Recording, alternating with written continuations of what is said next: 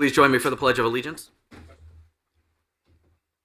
I pledge allegiance to the flag of the United States of America and to the republic for which it stands, one nation, under God, indivisible, with liberty and justice for all.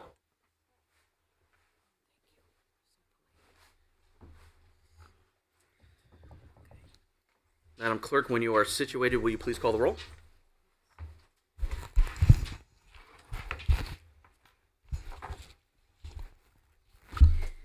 Councilwoman Melly Garthwaite, Melly Garthwaite, at large, present. Councilman Peter Rivera, Peter Rivera, at large, present. Councilman Sean Ronan will be joining us later. Councilwoman Ann Heffernan is absent. Councilwoman Nancy Tagliatella, Councilwoman Nancy Tagliatella, 2nd District, present. Councilwoman Sarah Akbarali is absent. Councilman Gary Donovan, Councilman Gary Donovan, 4th District, present. Councilman Edward McMillan, Councilman Edward McMillan, 5th District, present. Councilwoman Dawn Callahan is absent. Councilwoman Catherine Tucker is absent.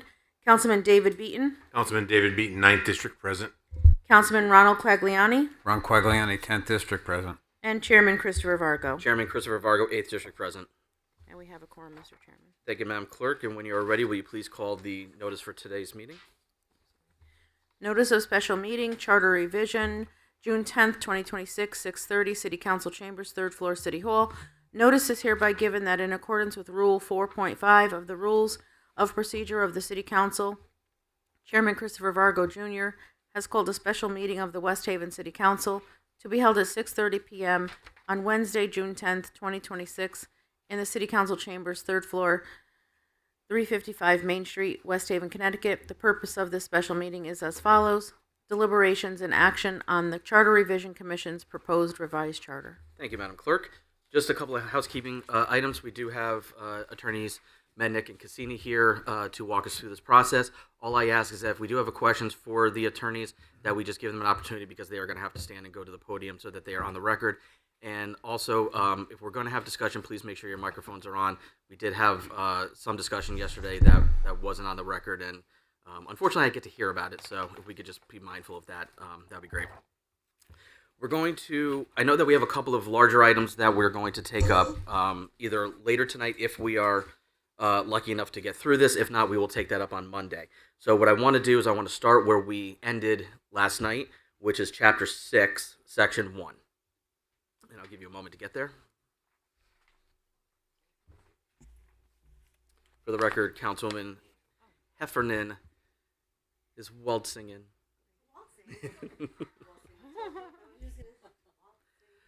Okay. Mr. Chair, if I may, one brief note that I think may help aid us.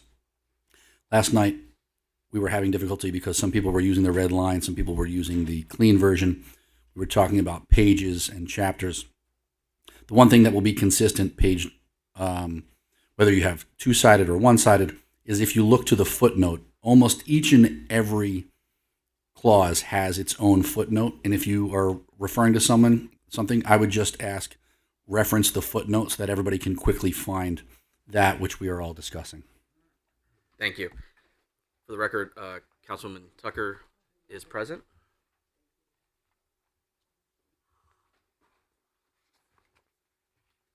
As she takes out Councilman McMillan. All right. So we're starting on Chapter 6. And let's just work off of Section 1 its an entirety. Is there any discussion on Chapter 6, Section 1?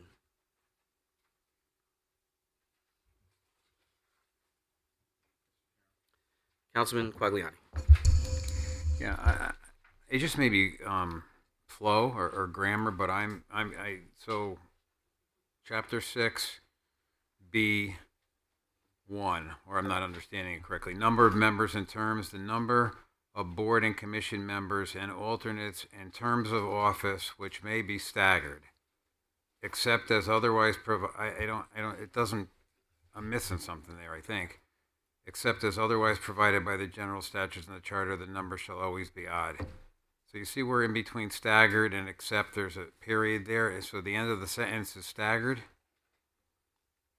The number of board and commission members and alternates in terms of office which may be staggered.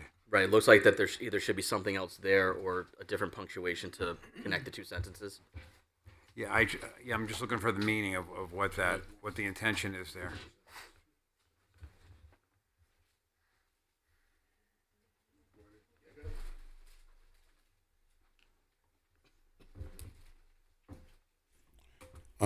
I'd be happy to change it, but it's really is two separate concepts. The first one is the number of members and terms of office may be staggered, period.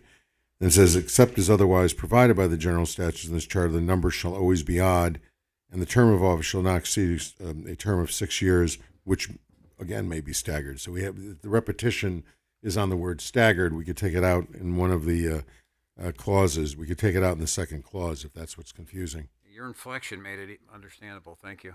All right, Good. thank you. You My may have daughter always liked my bedtime stories, so You may have another career with Audible.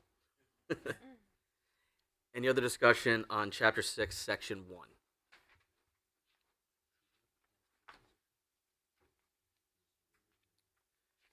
Okay, turning to Attorney Cassini. Yesterday you had brought up something that the CRC wanted to take up but did not have the time, and I think that this is where it's appropriate to have that discussion, and that is qualifications for appointed members of boards and commissions and perhaps even appointed employees. Yes, for this record, rather than just reference last night, the CRC had agreed that they wanted to discuss implementation of some type of qualification standard. We did not get to what that would be. Discussion with this body last night met much more quickly, but the same fate. I have Attorney Mednick here that has some recommended language that he thinks could be a catch-all. But one thing that you brought up last night, I think, Chairman, which was pertinent, is some departments already have those and others do not. And so a catch-all may be generalized, but it may be too generalized. Again, this is kind of the issue that we got into earlier, figuring out specifically. So I'll turn over to Attorney Mednick to make the pitch as to what has happened elsewhere. thank you, Mr. Chair, members. So we'll jump around between the two chapters. There's two different concepts. In Chapter 6, for appointed boards and commissions, what I was going to recommend was that we simply have a very simple provision that qualifications may be established for boards and commissions by ordinance, period, so that you can at any time establish the qualifications for the boards and commissions. To start going into each of the boards right now and to try to establish qualifications, we just literally do not have the time to do that. But this at least gives the the sense that it is something that should be considered, and that you you as a council at a later date can consider it. With regard to the departments, I might as well jump there right now since it's the same issue. The qualification standard there would be a little different. The qualification standard for the departments would be, and I can come up with language and provide it. I will not be here next Monday, but I can give it to the Corporation Council for next Monday. That would be something along the following lines. I've done this for various communities. You do have, as he has indicated, a number of provisions where you do have requirements, particularly the Corporation Council and Health Department and all those things. I would establish that standards or qualifications may be established for department heads, unless otherwise set forth in this charter. So you capture the ones that are in the charter, and that the standards and the qualifications shall be in accordance with best practices in the field. There are, in accordance with the Government Finance Officers Association, the National League of Cities, the U.S. Conference of Mayors, whatever the standard-setting organizations are, you would have that to be your guide. So if you're going to create a best practices for a police chief or best practices for a public works director, the standard would be find the standards agency that creates standards in those industries and bring them up to date. And you're better off doing it by ordinance because you could change it as the standards change. Would both be by ordinance? It would be by ordinance. For both employees? Yeah, for both of them, essentially, the language would give you authority to do it, but we won't be creating individual standards for the departments other than those that already exist. Okay. I very much like that idea because I think that it gives us what we want, but it doesn't put the pressure on us this evening to try to figure all that out, or ask the CRC to do that in such a truncated timetable. So I think that if we add a subpart 7, and we could either ask the CRC to put together the language, or if Attorney Mednick has proposed language available, I'm happy to make a very specific motion, whichever is easier. Do you have language? I don't have it with me, but I will have it with the Corporation Counsel for you on Monday. Okay, or what we could do is just ask the CRC. We could move to recommend the CRC does it, and then they do that as part of their. Either way, if we could send them language, it would be superior from my perspective, and then we could quibble over the language back and forth. So why don't we add this to our revisit list on Monday? Councilman Quagliani? So I believe at least my thinking when I was supportive of changing treasurer from an elected position to an appointed position, one of those rationales was the fact that they would be credentialed. So we would have a professional that understands finance and understands the business of the finance department being in that treasurer's position. So the treasurer kind of I don't know where that would fall because it's not a department and it's not a board or a commissioner. So I don't know how we go about plugging that in to ensure that whoever the appointed treasurer is has the appropriate qualifications to do that position. If I understood Attorney Mednick correctly, when we get to the section about departments, we're also going to include similar language that the department heads may have to possess certain requirements. I think that's where it would fit in. Is that my understanding your idea, right? Yes. Okay. So why don't we add this to the list of items that we're going to revisit on Monday? That way we can approve specific language. For both sections, I'll ask you if you can give me language for both sections.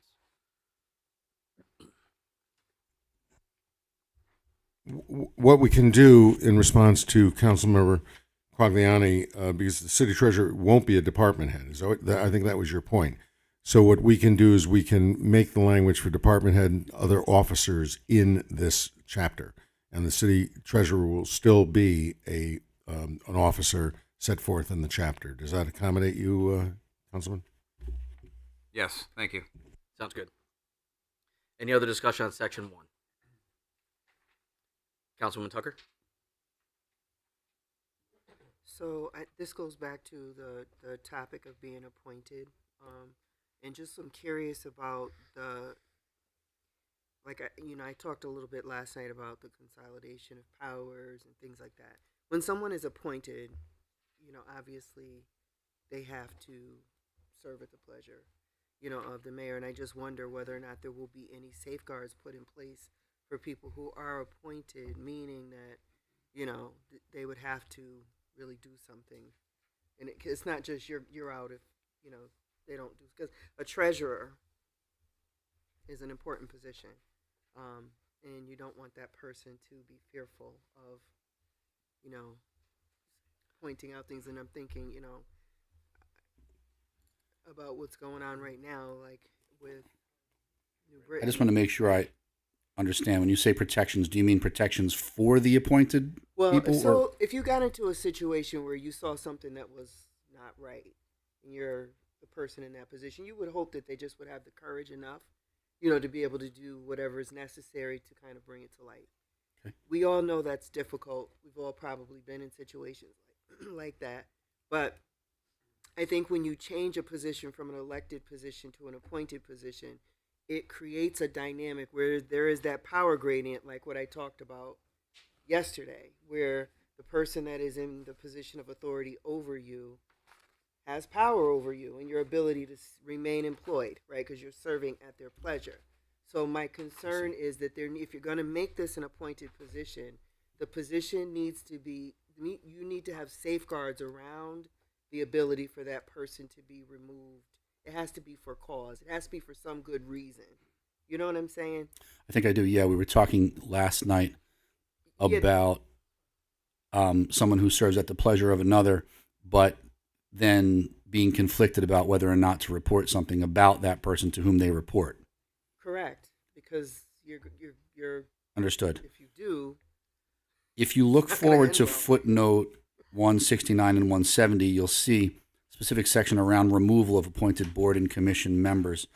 And there are a number of passages and paragraphs that outline If we could with actually just specificity. pause this discussion, because what Councilman Tucker is discussing is in the next chapter, and I share your concern. And I think that that's going to have a larger conversation because I have some ideas about specifically that position as well. So right now we're talking about boards and commissions, and then we get into departments, which includes department heads and other employees. So I'd like to table that discussion until we get to that section. Okay, just for a point of correction, I'm speaking of section 5 in chapter 6, removal of appointed board and commission members. Right, but she was referring to a treasurer, which is not in this chapter; it's in the next chapter. Oh, I see. Okay. Anything else on chapter 6, section 1? is that not the treasurer that we're talking about? No. Chapter 6, section 1, treasurer? Me too. Am I in the wrong page? Chapter 6, Section 1. section 1. Yes, it says general requirements for appointed boards and commissions. Yeah. Oh, okay, because one was referring to the treasurer. That's what I was Oh, referencing. that's now been moved to the next chapter. Okay, thank you. Moving on to section 2, boards and commissions established by charter. I'd like for us to consider, I think that the language under Economic Development Commission for the description of what an alternate does is excellent. And I think that all boards and commissions should include that definition and that explanation. Because I think that what I'm seeing throughout some of these boards and commissions is slightly varying definitions of what an alternate member is empowered to do and what they're required to do and is able to do. So I think that number one, we need to have a uniform standard, and number two, I really liked the Economic Development Commission standard, which that is on. Economic development is number 159. Yes. So it's subpart I-2. Alternate members of such commission first appointed shall be designated for serve a term of 1 and 2 years respectively, and thereafter shall be appointed to serve for 5 years. Said alternate, this is specifically what I like. Said alternate member shall serve on the commission in the absence of a regular member, and when doing so shall act with the full power and authority of a regular member. Any vacancies shall be filled in the same manner as the original appointment.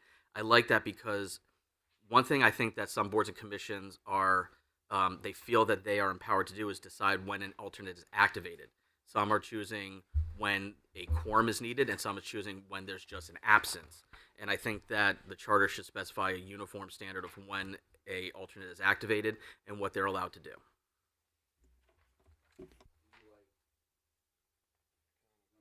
You're on. And you like number 2, my footnote 161, as the standard language that you would see I do. imparted across all the others. Okay, I personally do. got it.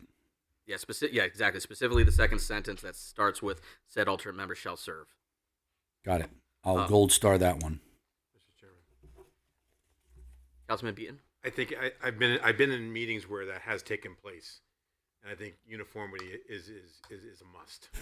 So what we would do is take that language, put it at the beginning of the chapter, eliminate all the other descriptive language from the other board and commission. That would be the standard for all boards and commissions. So Am I then correct? the motion would be to take the language in Chapter 6, Section 2, I-2, and put that at the beginning of Section 2, and then eliminate the redundant language for alternates. Okay. Is that would that be appropriate? The I believe it would. Okay. Yes, sir. Did you write all that down or not? I make. You didn't have the paper right. All right. Chairman, I'd like Yes. to just ask a question about, while we're on alternates. Sure. Is there a way we can add in, including executive session, like alternates be allowed to be in executive session? We have had issues with certain commissions where they weren't allowing the alternates to go into executive session, which to me is extremely wrong. And I believe it's against Robert's rules, but I'm not 100% sure. But is there a way we can have that somehow put in there? Tie that in? I would be happy to include language that says that, help me with the language, please, attorneys, but basically that even if an alternate, when an alternate is present but not activated, they still have a right to attend executive session meetings. Yeah, we can do. Answer to Councilman Donovan is yes, of course we can do that. This is your moment to do all of those things, and yes, it is appropriate to be able to do that. Should that be part of my initial motion, or? I think so. Yes. Okay. Thank you. So I'd like to make a motion. If this wording is inappropriate, please help me. But I'd like to make a motion that we recommend using the language in Chapter 6, Section 2I2 for alternates.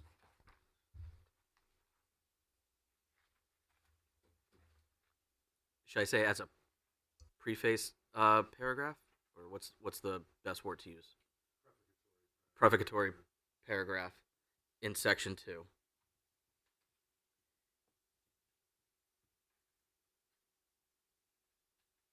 And add language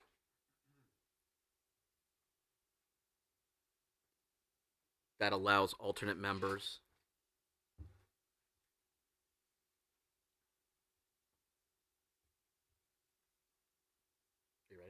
to participate in executive session. Should we add even when not activated? Is that a correct? Yeah, that's fine. That's fine, even when not activated. Chairman, we don't need to put, but aren't allowed to vote unless they're filling in, something like that. We don't need to add. No, I think that would correct? that would fall under the Robert's rules. the Roberts rules and the other paragraph of when they become I an just active want to make member. sure we're covering everything. Yeah. Thank you.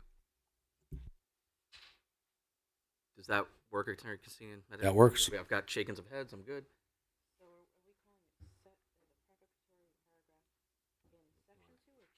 Section 2. It's Chapter 6, Section 2. That's the no. We're moving it to the beginning of Section 2. Are you good? Okay. I have made a motion. Do I have a second? I have a second from Councilman Tagliatella. Discussion. All in favor? Aye. Any opposed? Any abstentions? Motion carries.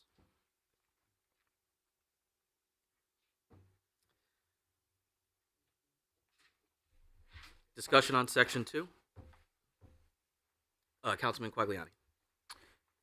So Section 2, I just did the first three: Planning and Zoning, Zoning Board of Appeals, Inland Wetlands. It seems like under the alternate language, it calls out that you shall be an elector of the city of West Haven, but in the actual appointments of regular members, I don't see where it says that. Like Planning and Zoning says, appointed by the mayor, approved by the council, that the mayor with the approval of the city council appoints a 5-member Planning and Zoning Commission. I don't see where it says that they need to be an elector. I see it under alternates, but not under the regular members.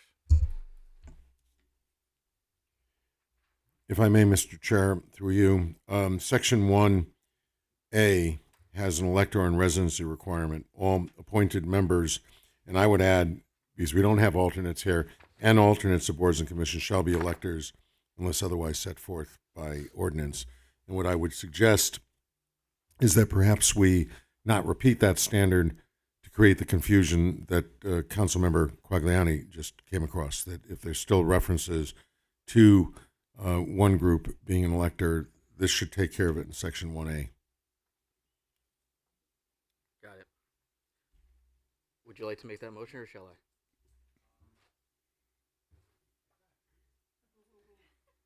Gee, thanks. I make a motion under Chapter 6, Section 1, A, that we add alternates where it says all appointed members of boards and commissions, including alternates. And remove redundant residency Yeah, there you go. language throughout the rest of Chapter 6. Yeah, the downstream effect of moving it to the top means we don't have to keep repeating it as we go through the chapter.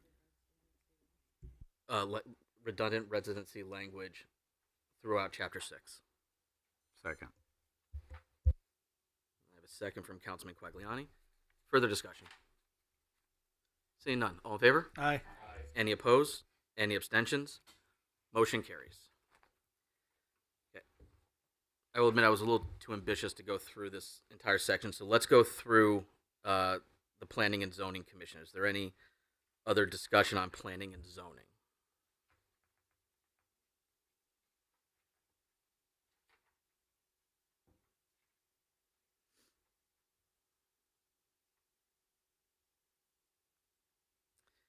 Did we, in either of the two motions that we just made tonight, did we set forth when an alternate is activated, meaning it's either to make a quorum or it's in the event of an absence, even if there is otherwise a quorum? Have we done that? That's what Councilman Donovan was just talking about. So that was part of my first motion, right? Okay. Councilman Bean? Is this a section where I think what we found this year was the inability to fill boards and commissions? Is this the section that we need to put something to help with that?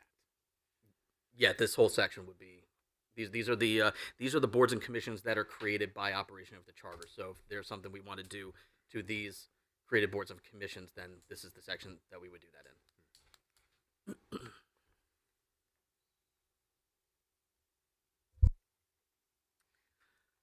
I'm curious what the rationale is that the city council approves the appointments of certain boards and commissions and not others. Is it just because that's how we did it? I see that it hasn't been changed. I'm just curious if anyone knows what the rationale was, because specifically I note that the Board of Park and Rec, the Board of Health, and the Senior Citizen Commission, I do not believe we appoint those. We approved Miss Hosky. Was brought up for the Park and Rec, and we approved her. We approved. So, Ms. okay, so Friel. then in practice we did it. It's not in here. So we can get to that when we get to the Parks and Rec, but it's not in here that we do that. All right, so let's slow this down a little bit. Planning and Zoning Commission. Any discussion on planning and zoning? Councilman Tucker? So I'm noticing the 5-year term. Is it always been 5 years for planning and zoning? Because some of them, I'm not sure. Has it always been 5 years for planning and zoning, the term, and for all of them, all the members? I can't speak to always, but in the version of the charter that we used, that's what it said. It was, and they're not staggered either. They all roll off at the same time at 5 years. No. No. Now, if you look to footnote number 136, you have alternates listed there, appointees, and alternates serve for terms of 2 years. So those would be different than the 5-year. Yeah, so it's the alternates that serve for 2 years, but Yes. the appointed members of the actual commission are all 5 years. So Those are all 5, yes. But they don't all get voted in at the same time. They won't all It's be whatever the appointed term at the is. same time, Okay. or they won't all be seated at the same Okay. time. I suppose if they had been, then yes, they would all roll off at the same time, but I don't think that's the case. okay, thank you. Any other discussion on planning and zoning? Moving on to Zoning Board of Appeals. Any discussion?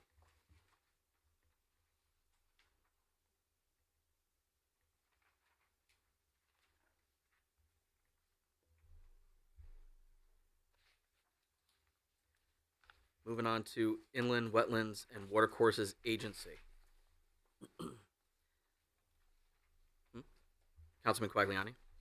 So the section where it says number 2, elector requirement, that's based on the past motions. That won't be there anymore.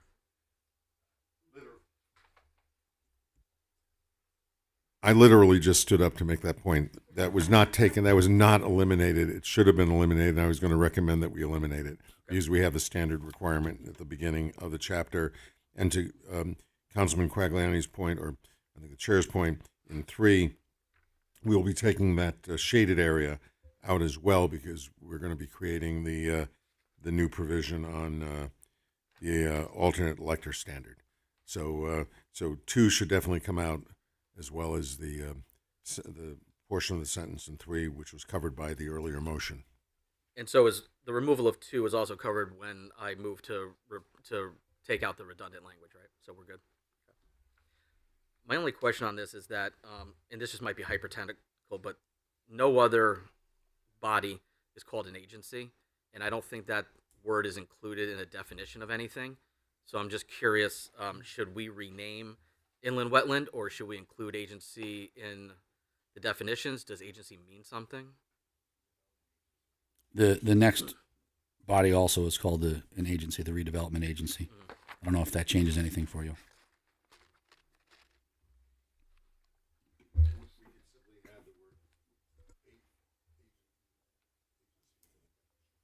Sure, we can add the word agency within the definition of boards and commissions. I don't know that it has any legal effect one way or another. So can I change, Mr. Chairman? Councilman Quagliani? So I remember, I believe agencies are allowed to have members that aren't West Haven residents. Because I do remember the redevelopment agency had individuals, because of their expertise, that sat on that commission that weren't West Haven residents. I can't tell you about the Inland Wetlands Watercourse Agency, but I do remember there are certain commissions that allow for non-resident or non-electors, if you will, of the city of West Haven to participate. Well, we did discuss that a little bit earlier, that, and in part last night as well, if that's something where specific boards and commissions require that expertise and we have to reach outside the borders, that by ordinance you could do that. I don't know if there's any magic to the word capital A agency or not. Is there anything that we just did on the residency motion that we just passed? Would that prohibit us from altering that in No. a ordinance? No. Section 1A? Yeah, those 2 prefatory clauses that you've decided will move up to the top will take care of this. You will always have the authority via ordinance. Unless otherwise set by ordinance. Yes. Got it. Thank you. So then I just think for the purpose of clarity and continuity, that is the simplest fix then just to add the word agency to chapter 1, section 8A, and it should just read quotation agency, quotation board, or quotation commission, and then that definition will cover everything.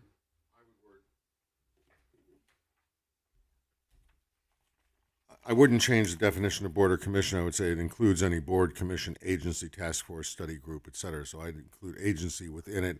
So the agency is a board or commission. Got it. Whether it has it in its title, it's a board or commission.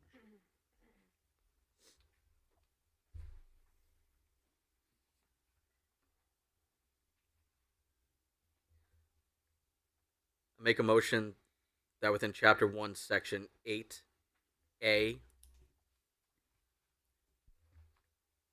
that the term board or commission include agency.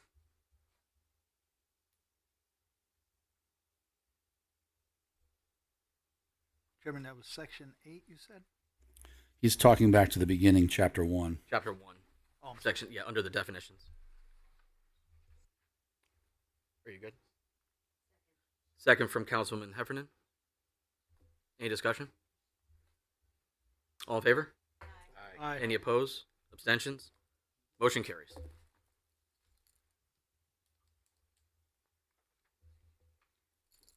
Further discussion on inland wetlands and watercourse agency?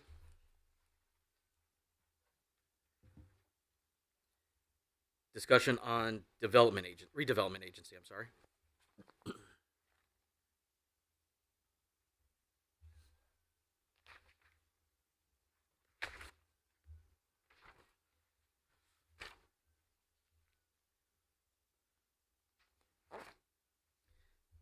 Discussion on flood and erosion control board.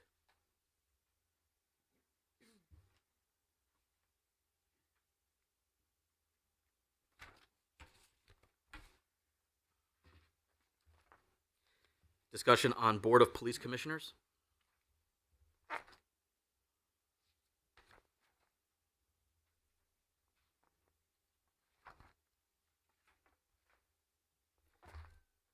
Discussion on board of health.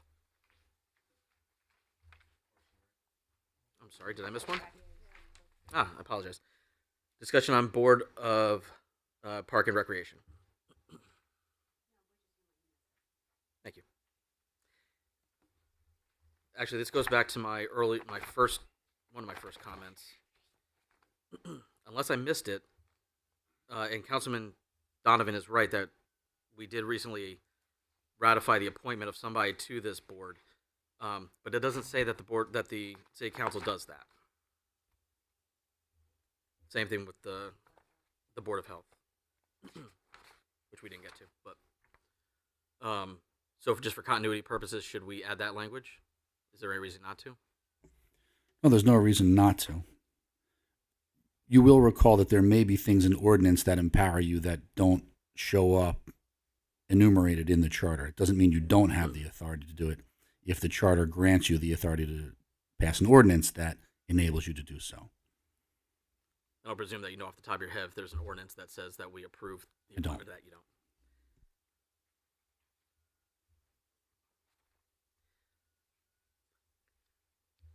Make a motion that Chairman, before you make that, but there has to be something, because we point all the other departments.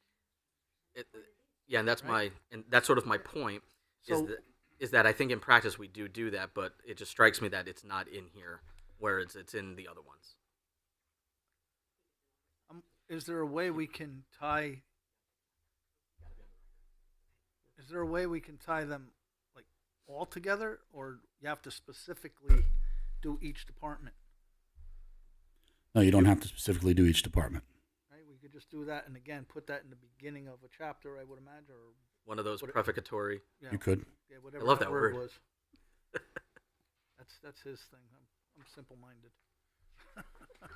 So, yeah. Yeah, but you know what? You're having all the great ideas right now. Those are the best. You want to make that motion? I just Oh, want to hear you go say ahead. prefacatory.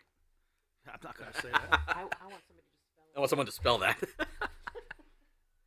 Yeah, that said it. You can make that motion. Make a motion that in what chapter we on? 6? Make a motion that in chapter 6, section 2, we recommend the creation of a prefacatory section that says that board and commission members are appointed by the mayor and approved by the city council, and remove redundant language throughout the rest of the chapter. I'll second that.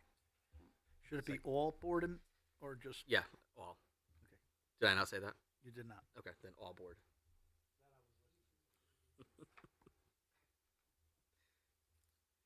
And I have a second by Councilwoman Garthwaite.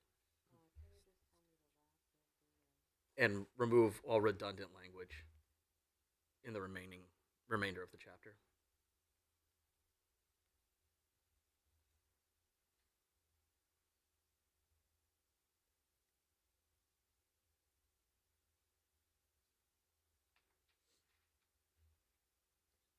Good. Members and alternates. Please read it back. So in chapter 6, section 2, create a prefacatory section that says that all, is that what? Yep. Boards and commission members And are, alternates. and alternates are appointed by the mayor and approved by the City Council, and remove all redundant language in the remainder of the chapter. Is that satisfactory, council? That will work. Okay. I make that motion. Do you still second? Second from Councilman Garthwaite. Discussion? All in favor? Aye. Any opposed? Abstentions? Motion carries.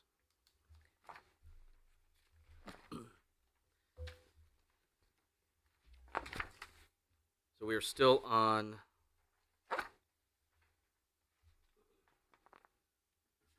Board of Parks and Rec. Any discussion?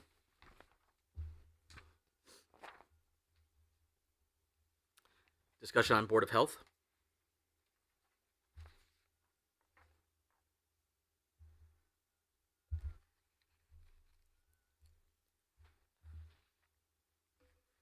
Discussion on Economic Development Commission? Councilman Garthwaite? I have a question on the language here, and I'm curious as to why it was changed. Maybe someone can answer it for me. It says it's the second sentence in one. Each member shall be a citizen of the state of Connecticut who shall either reside in the city of West Haven or have their regular place of business or employment in the city.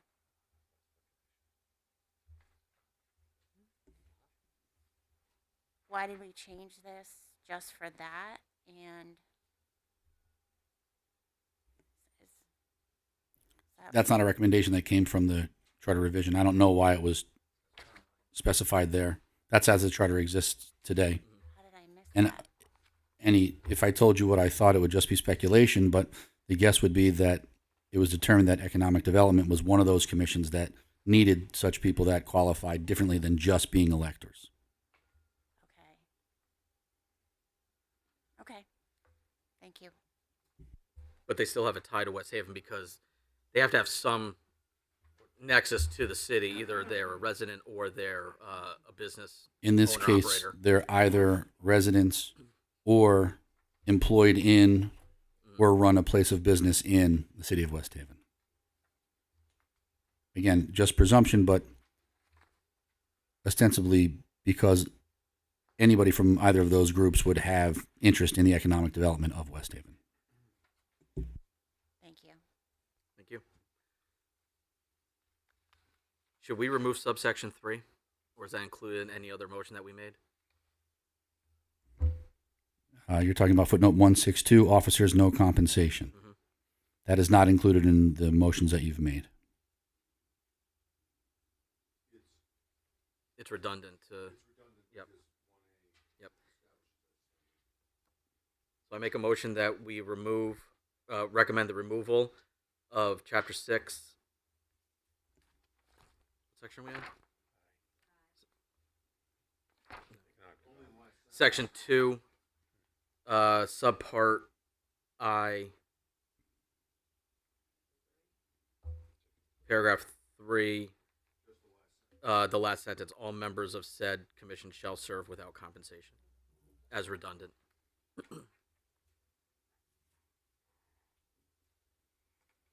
Just wait for Stacy to transcribe. Chairman. 1 second. Are you good with that? Do I have a second? Second from Councilman Tagliatella. Councilman Garthwaite? Should we add also to remove the words no compensation? Yes, In the heading. in the heading. Yes. And remove no compensation in the heading.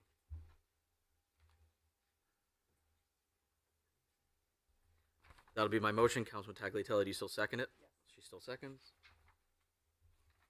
Further discussion? Thank you for catching that. All in favor? Aye. Any opposed? Abstentions? Motion carries.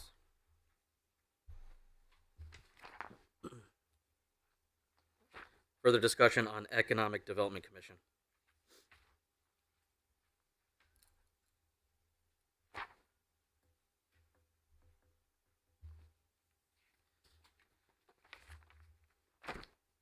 Discussion on Senior Citizen Commission.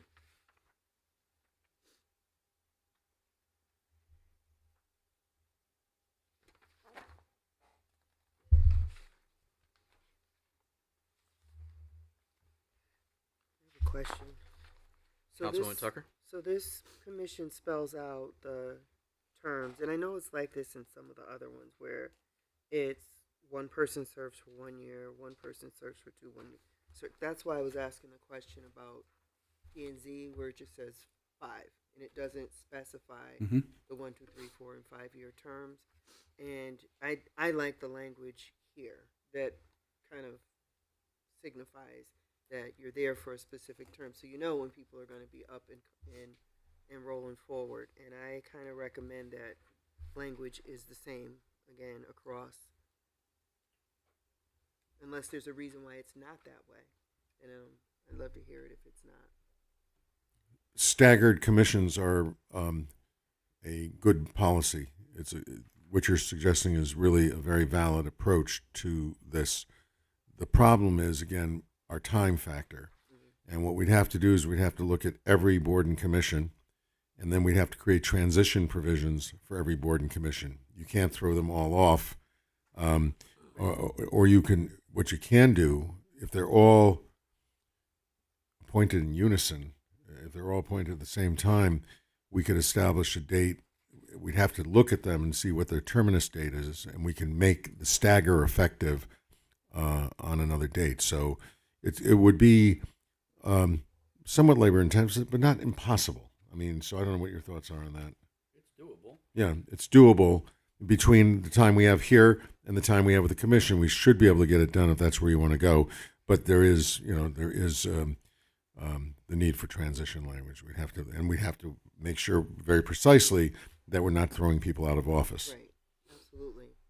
That wouldn't be what I'm recommending, but I do think that a transition plan, would be important and would be good to have it be consistent with all boards and commissions. So I move that we make have consistent language that makes all of these positions, or all the boards and commissions, have staggered transition plans, 1, 2, 3, 4, and 5 year terms. Do I have a second?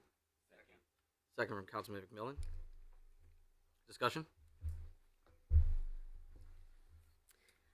have a question. Okay, Her I'm going to have question her first. have discussion then. Well, What do you? she can ask her question first. You raise your hand, go. Okay. Well, I've noticed that it's not, like you said, it's not all commissions, but if, like the Senior Citizen Commission was a relatively new development under, I think Mayor Boris started it, and the Allentown Fire Commission was also a newly elected board not during Mayor Boris' term, but within the last 10 years. And I think that's, if you look back to see all of the staggered ones, some of them say staggered from 1975, because that's when it was formed. I think the newly formed ones have the specific provisions of, the staggered years, and the other ones that have been, around for a long time have not had that staggered. But so I think that's why it happened. I'm not sure if that is the case. Do you know that, attorney? I don't know. Okay, all right.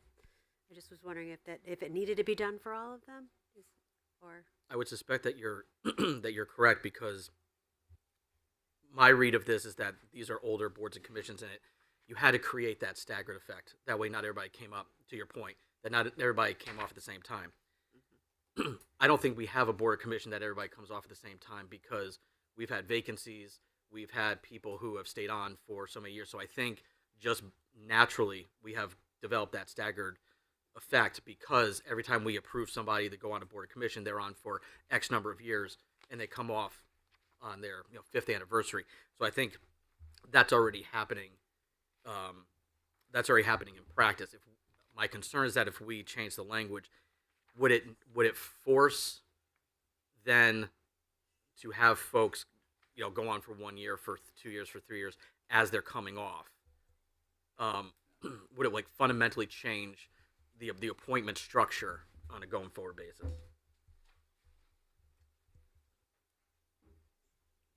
As I am looking through here, and we would have to, again, reconcile with the records in the city clerk's office, the town city clerk's office, those departments that you were pointing to that already laid out a stagger, some of them from 1962, 1962 is a common date, 1975, you wouldn't have to do anything to change that because presumably the terms subsequently have met those objectives. So once you've gone through that step, it is staggered.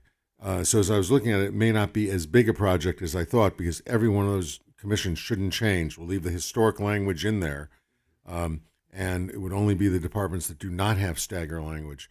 So we won't have a general principle, but we will for the departments that do not have the stagger in the charter. We'd have to create the stagger for them. So we wouldn't have to change the ones that are historically staggered, unless somebody tells me on the record that we have not been following those staggered terms. Councilman Quagliani. Yeah, and I was gonna echo Councilman Tucker's point. I think it's just a language change, right? To just say that all boards and commissions members have a staggered terms because in practice they're all staggered now. It's not like we have to change and tell someone they're only on for 2 years instead of the 5 years. To my knowledge, every board and commission, there's a list that's kept, and every board and commission has staggered terms. You know, so one person gets off this year, one person gets off next year, one person gets off the following year, or gets reappointed. So I don't think in action, I don't think you have to change anything, just in word. Well, if I may, Mr. Chair, what we would have to do is we looked at the section a few moments ago. Councilmember Quagliani is the one who raised it. Section 1B1, which now says there shall be the number of board and commission members are mandatory provision and alternates. The terms of office, which may be staggered, we would change that to which shall be staggered. So they'll all be staggered. And the ones that don't have stagger language, we'd have to create the language in those to implement the stagger going forward. So those are the two steps that I think would need to be made. We'd have to add the word shall, and we'd have to address the commissions that are not currently laid out as staggered. And the other thing you're going to have to do is there may be boards and commissions that are created by ordinance. You're going to have to look at your ordinances, and you're going to have to do the same thing for all those ordinances to create the stagger. Don't have to do it immediately, but it's some busy work for the Corporation Council after the charter process ends. We're keeping him employed for the foreseeable future. Yes, go ahead. I actually have two questions. Do you want me to add the word agency to the boards, commissions, and agency? And the second question is, am I spelling out the stagger terms as to how it's written here? Councilwoman Tucker said 1, 2, 3, but I notice it does say 4 and 5. So is that Right, part? I- Yeah, I- right. I know it's just. Sorry. That's okay. It would depend on the commissions. It depends on the number of the commissioners. So what we would have to do is create the stagger based on the number of commissioners and what the term of office is. And so I've done it many times, so I know what to do in that regard. And we'll give you the language on that. With regard to the agency issue, what we need to do in the definition of board or commission is add the word agency. So board or commission would be any board, commission, agency, task force, study group, blah, blah, blah, blah. But I would also add agency if not a department, because if you look at the definition of department, it includes agencies as well. So we have used the term in West Haven, agency, to describe a board or commission. So I just want to make sure it's covered in both definitions, and the way it'll be covered in the board or commission definition, it'll be an agency if not a department. We actually already made that change, so we'll have to amend that. Yeah. Okay. So we'll have to Let's amend deal with it. the motion that's on the floor now. Did I answer the question? I think so. All right.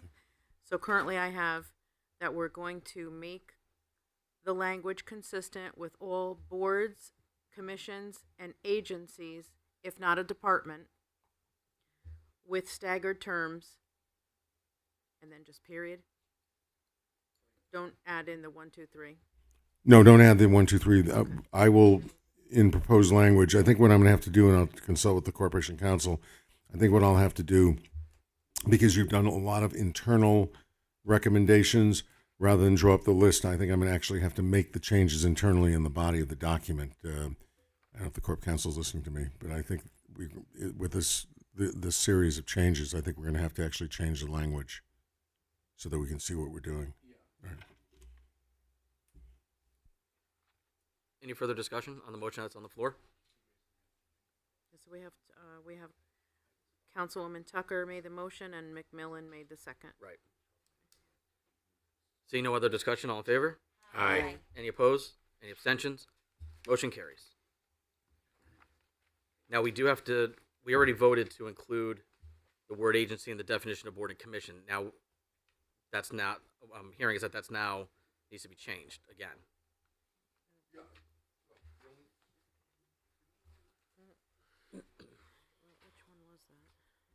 The only change in that definition would be that you have a parenthetical next to the word agency, if not a department. That's all. I'm not sure I need a motion. What I can do is create the language as a Scrivener's correction, or we can do a motion I am adding. perfectly happy with that. Okay, thank you. Let's just do it the easy way. Any other discussion under Senior Citizen Commission?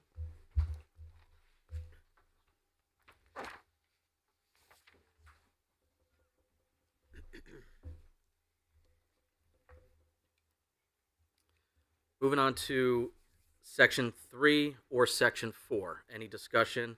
Section 3 is appointed boards and commissions established by ordinance or otherwise by law. Mr. Section, Chairman, yes. Ms. Allington.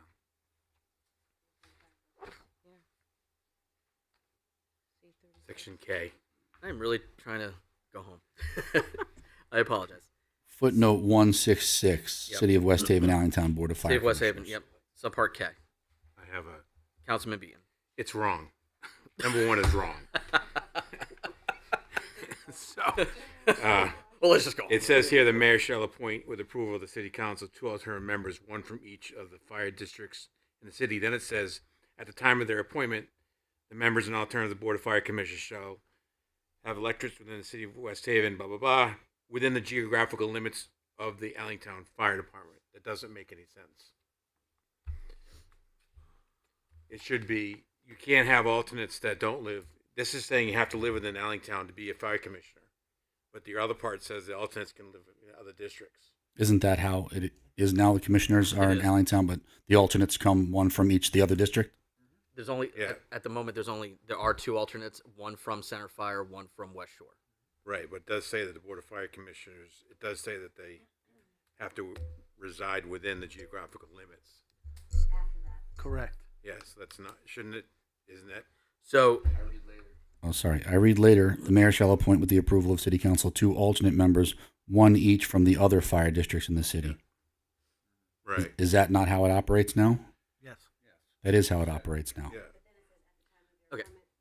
We have to be on the record. Then the next sentence, it says, the members and alternates of the Board of Fire Commissioners shall have been electors of the city of West Haven for at least 1 year, shall reside within the geographical limits previously comprising the Allentown. Oh, I see. We need to strike alternates there. The members are those that need to be electors of Allentown specifically. The alternates need not. Actually, the alternates need to not. Correct.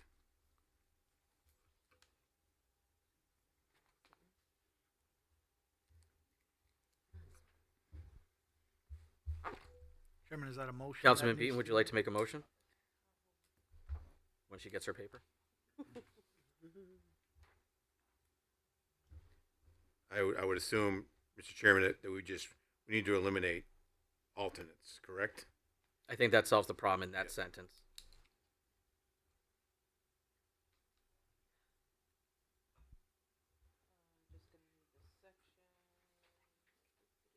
Would you like me to articulate the motion? Or- Please. Okay.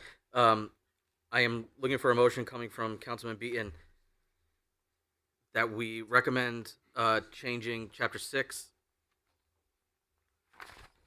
Okay. What section are we in? Okay. Okay. K1. The sentence that starts at the time of their appointment, the members and alternates, remove and alternates from that sentence. And alternates from that sentence. Councilman Bean, will you make that motion? Yes. Do I have a second? I'll Second. Second from Councilman Garthwaite. Discussion? Discussion. So then it becomes ambiguous. So I think the sentence, the intention of the paragraph is to identify that the alternates need to be one representative from the West Shore and one representative from the Center District. That's why I think Council Cassini's correction was the best choice, because this getting rid of alternate doesn't solve the problem. It just doesn't speak to an alternate. And I also wanted to mention that if you read this chapter, a regular Allentown Board of Fire Commissioner doesn't have to reside in the city for a year, but if you want to be an alternate, you have to reside in the city for a year. So I don't think they need to. It should be consistent. Whether they need to reside in the city a year or not, it should be for both and not one or the other. But I think we need to spell out that the alternates, after one has to come from the West Shore and one has to come from the center, as I think Attorney Cassini had said earlier.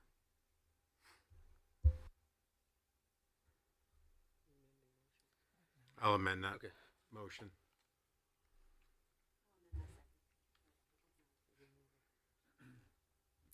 I think you will see that language proposed already. The sentence that begins right after on a July 1 date. The mayor shall appoint with the approval of city council 2 alternate members, 1 each from the other fire districts in the city. So that will pull 1 alternate from the other 2 districts that you're talking about. I do want to make a point of fact. I don't believe anywhere else there is a temporal requirement on residency. This may be the only place that I see it. What you want to do with that is up to you, but I think this might be the only place where I've found that. I think that point's well taken. The issue I have, and I agree with Councilman Quagliani, is that if you read this section in its totality, you have 2 provisions that are now conflicting with each other. It says that the 5 regular members need to reside within the geographic area of Allentown. The 2 alternates, 1 has to come from West Shore, 1 has to come from the center. This particular sentence says, at the time of their appointment, the mayor, the members, and alternates of the Board of Fire Commissioners shall have been electors for city for at least 1 year, shall reside within the geographic limits previously comprising the Allentown Fire. It's that sentence that ties back into the alternates, which conflicts with the first part of that paragraph. I thought you had been discussing striking and alternates after the members. The members of the Board of Fire Commissioners shall have been electors of the city of West Haven. Again, you can do whatever you want about the temporal requirement. You can also add a sentence at the end specifying what you want required of the alternates. If the alternate must have resided in either of the other districts for a year as well. Chairman, if I may make a suggestion for discussion, what if we put, I know it sounds silly, but what if we leave "and alternates" in, but we put a period after electors of the city of West Haven for at least 1 year, period. And then the next sentence say, members of the Board of Fire Commissioners shall reside within the geographical limits. Would that cover that?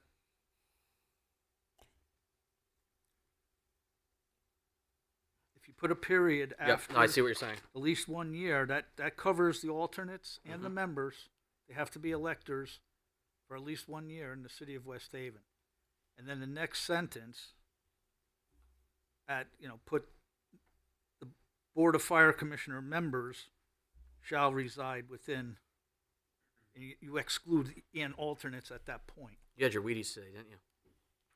I had something. We're, No, let's had, ride this. Caramel macchiato. Yeah,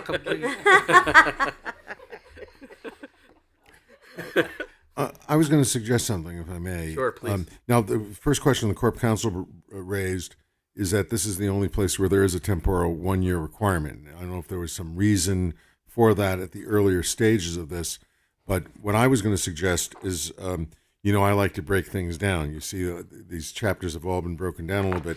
What I would do is I would first deal with the members, and because there is a slight change of the requirement, it's not simply an elector requirement. It's an elector requirement and a residency within the Allentown district. So I would address that in paragraph 1, Romanet 1, or whatever it will be. I'll show you the language when we do it. And then I would have another paragraph for the alternates and establish the standard for the alternates in their own paragraph. Break it up. You see it, and it is an aberrational section because there is a modification of the elector requirement in both cases, actually, because the elector requirement is supplemented by the need to be in one of these two fire districts. So I would break it down that way, so it gets all the concepts that the council member was talking about a moment ago, but I think it just lays it out in a linear, clear way. Does that make sense to you? Yeah. Right. Either way, whatever's easier. I'm just. So I know that we And do you want to keep the 1 year thing is the other issue? Is there a rationale for why in this agency a 1 year requirement exists? My assumption is that it was created when Allentown became part of West Haven. Okay. For whatever reason. All right, so this would be my suggestion. I know that we're trying very hard to vote on very specific language to send back to the CRC. I think this is going to be one of those recommendations that's more conceptual, that we just tell them an idea that we want and have them put together the language. So can I get a rescission on the second in the motion? I motion. I rescind. Okay, so that motion's I rescinded. second. So I like the idea. I think we should break it apart into two things: that we create the appointment of full-blown members, and then create the appointment of alternate members, and having that language. Would that be the best way to go through this? Yeah, what I would suggest is you're looking at, again, footnote 166. Beneath that, establishment and appointment is number 1. Number 2 can be alternates, and number 3 then will be powers and duties of the commission. Mm-hmm.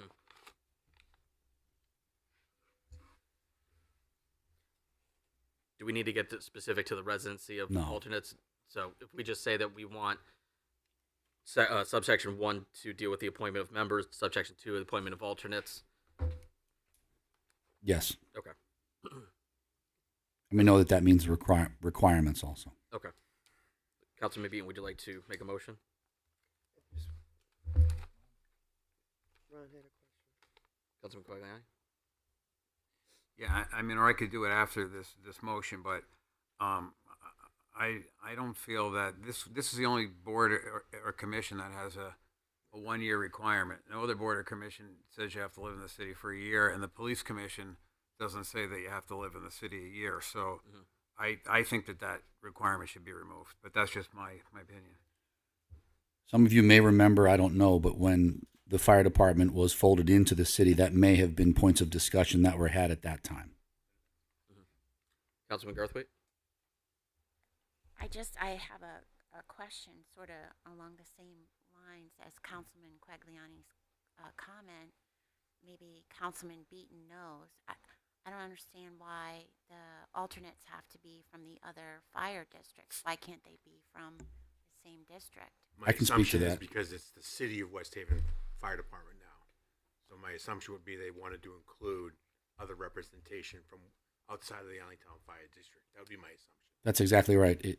It's because they're believed, because now it's being at least partially funded by the general fund and coming not from its own separate taxing district, but because it now could have effect on portions of the city that are not limited only to Allentown, that it made sense to have alternates that came one each from the other districts.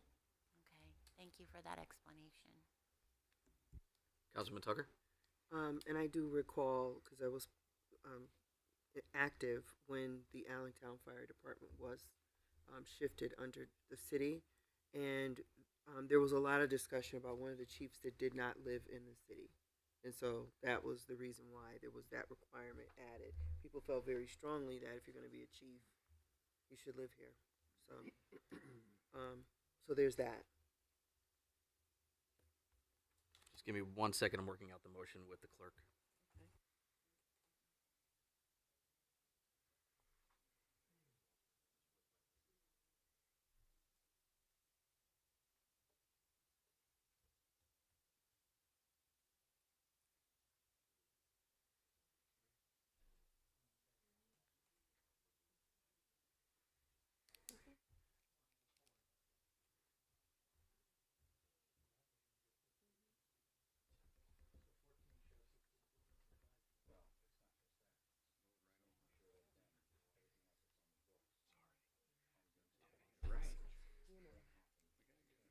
Okay. So I think the motion is going to be Chapter 6, Section 2K. I think the motion will be to recommend subsection 1 will create, will deal with the appointment of regular members and their residency requirements. Section 2 will deal with the appointment of alternate members and their residency requirements. Section 3 will deal with the powers and duties of the commission. And also that this entire section, subsection, removes the temporal residency requirement of 1 year. I think that hits all the points that we've just been discussing. Attorneys, does that sound right? Yes, I would just also make sure that you are clear that it's not only the appointment, but also the establishment of the body itself. Okay, so 1 should establish and Yes. deal. Yep. Okay. 2, appointment, 3, alternates. So 1, 2, 2. That's 3. So subsection 1 will be the establishment of the commission. Are we going to call it City of West Yep. Haven? So it's the establishment of the commission. Section 2 addresses the appointment of full members and their residency requirements. Section 3 will deal with the appointment of alternate members and their residency requirements. Section 4 will be the powers and duties of the commission, and that we also remove the language for the temporal residency requirement. Does that check off all the boxes? Yes, it does. Okay, so I think that should be the motion. Councilman Beaton, would you like to make that motion? I still would like to make a comment before you move. I would like to do that under discussion. Under discussion. Under discussion. Councilman Beaton, would you like to make that motion? Make that motion. Okay, Councilman Beaton makes the motion. Do I have a second? Second from Councilman Quagliani. Discussion. Councilman Tucker? I recommend that we don't take out the 1 year requirement, the residency requirement for 1 year. It was there because that's what the residents of Allentown wanted, and I don't recommend taking it out. Anybody else agree? Councilman? Yeah, I there's a reason I wasn't there for it. There was a reason why it was put in there, and being Allentown Fire, there's a reason why that's the only one there. So it doesn't hurt to leave it in. It may hurt taking it out. I don't know, but there's a reason why it was put in there. I don't know that reason, but there was a reason why it was put in there. So I'm all for leaving it in. Councilman Quagliani?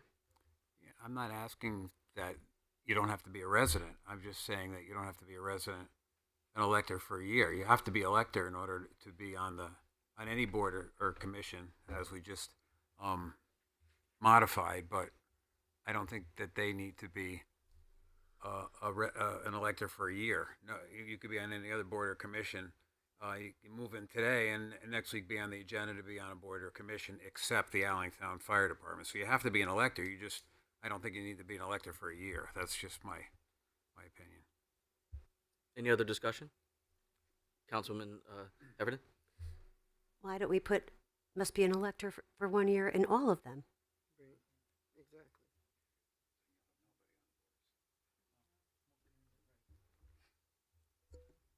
Councilman Donovan? Yeah, with all due respect, I disagree with that. Again, all the other, It's it's not on? Yes, on. No. All the other commissions and stuff don't fall under, I mean, Allentown Fire falls under the city now. And again, I wasn't privy, I remember when it happened, but I wasn't involved back then. And I don't think we need to add them to all of them. I understand Councilman Quagliani's interest in that. I just, there's a reason why it was put there. I don't know the reason. I just don't want to be the one to take it out, and it may cause something. I don't know. So that's all. Well, if somebody would like to make an amended motion, I'll entertain that. Councilman Tucker? I'd like to. I don't know, by Robert's rules, do we have to? She can offer an amendment. Okay. Chairman, can I say something before that happens? Sure. Why don't we just table this till Monday and find out from the people that created it why? I don't want So to. as a representative of Allentown, Yeah. the 7th district, and I was active in that work, I do know that was some of the during that time we weighed in heavily about how we wanted our boards, and I was a former commissioner in Allentown. So I'm just going to say that, I recommend leaving it in. I'd like to, if it's okay, and that's my answer. So Would you like to amend the motion? I'd like to amend the motion. Okay, so Is you that want- okay? Yeah. Okay. I'd like to amend the motion to leave the residency requirement in place. So I have an amended motion. The only change to the motion is to leave the temporal residency requirement in place. That would- Second. I have a second from Councilwoman Heffernan. So now the motion that's on the floor, Section 1 establishes the commission. Section 2 addresses the appointment of regular members and their residency requirements. Section 3 addresses the appointment of alternates and their residency requirements. Section 4 addresses the powers and duties of the commission. Further discussion? Councilman Quagliani?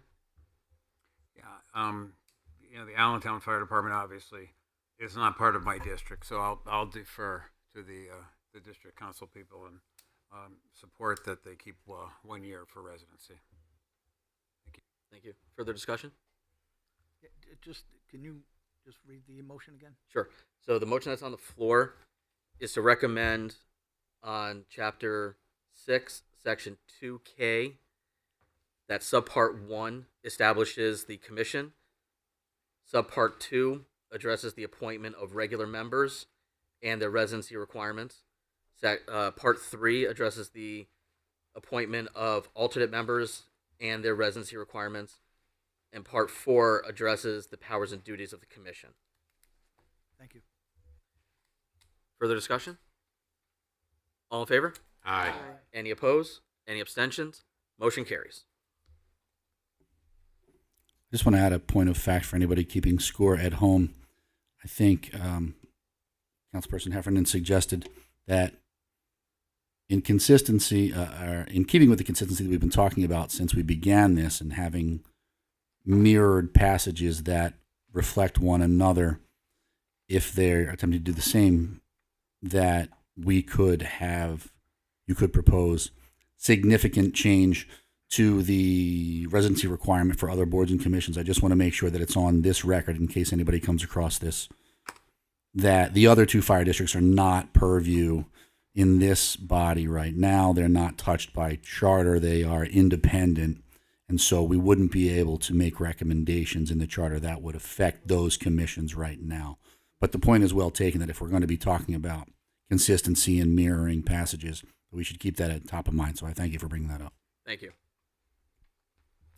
Mr. Chairman. Yes. Before we go to Section 3, do we need to address the water pollution control as a board. It's not in here. You stood right up. Next chapter, we're talking about departments, and you'll see some discussion around water pollution control. If you want to bring up that topic when we get to that, I think it would probably fit in nicely. I offered him a seat up here, so I offered him a seat. He wants to work on his glutes. It's okay. All right. Any other discussion on Allentown Board of Fire Commissioners? Seeing none. Section 3, appointed boards and commissions established by ordinance or otherwise by law, and Section 4, consolidation or merger of boards and commissions. We'll deal with these two at the same time. Any discussion on these two sections?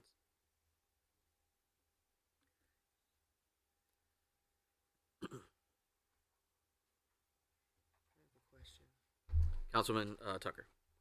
What is meant by good and sufficient? Which section? That's Section 5? Yeah.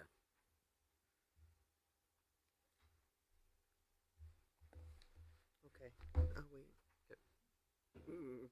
I had the same question too, so I'll let you ask it. Okay, moving on to Section 5, which is a new section. I believe in its entirety, it's very meaty. So this deals with the removal of appointed board and commission members. Councilman Tucker. Okay. What is meant by good and insufficient cause?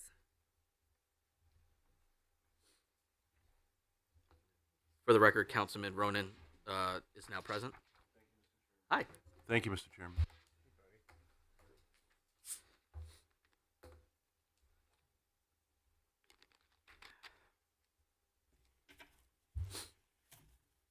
My doctor prescribed these chair exercises to get up and down, so it's very good for me. Good and sufficient cause is basically a cause standard. It's a pretty high standard of cause, so you just can't be arbitrary. And the thing that ultimately defines what good and sufficient cause are in the grounds for removal. One of the questions I believe the chair had raised was, how do you protect members of boards and commissions when a new administration comes in? Can they be arbitrary? The way you fight caprice, the capricious actions of a new administration, is by having a cause standard, strong cause standard. We also have a supermajority standard, 9 of 13 members. And then finally, that cause has to be one of these things on the list. So you just can't say, don't like the woman, don't like the guy. They have to really go through this process, and unless the new mayor comes in with a supermajority that wants to be arbitrary, the members of the boards and commissions still have sufficient protections even to fight that on that basis. So that's the structure of it and why it's structured that way. And while I'm here, does that answer your question, madam? It does. All right. You were going to say something else. I was going to say that another question was raised by the chair in some notes that we received, had to do with the persistent absence standard. And I had put into this language, according to rules of pertinent boards and commissions. My understanding, you don't really have rules. And so what I would simply say, as opposed to creating the law encompasses everything, but I doubt there's a state law or there might be a legal case that establishes what persistent absence is. But I would say persistent absence should be defined by ordinance. So you can establish by ordinance. I would simplify that and just have it established by ordinance. So I wanted to address that while I was up here in the name of economy. That was going to be my question Thank about you. attendance. Thank you. Thank you. Are you all set? I'm all set. Okay. I absolutely loved the inclusion of this section because I was very concerned. One of my comments during the public session was there needs to be a procedure for the removal because I have been told of the persistent absences, the not fulfilling your duty. So there's got to be a way to remove folks who are not meeting their requirements and doing their jobs. And then I was cautious about the fact of whether or not an incoming administration could just wholesale kick everybody out and start fresh, and I was concerned about that. This, I think, just inherently creates that safeguard. It's now this body that has to make that determination. So the mayor, in practice, the mayor will send this body a communication and say this person should be removed for these reasons, we would hold a public hearing on that where that person could come and speak for themselves. We could ask questions, and then we ultimately decide by a supermajority vote whether or not that person should be removed from their office. I think that that protects them. My recommendation would be, and I think it's what Attorney Mednick had said, is that subsection D is in dog, has the hearing procedure and ordinance. So that requires Corp Counsel to draft an ordinance within 3 months of adoption of the charter and us to approve it. That sets forth that hearing process. And I think in there, we should probably set the standard, causes within that ordinance that this body would look to for removal. So it'll just be an all-encompassing ordinance is how I would approach it. Attorneys are nodding their head. That's always a good sign. So I think this is great. And you asked both questions I had. Sure, go ahead. What is meant by unfaithful to the duties of office?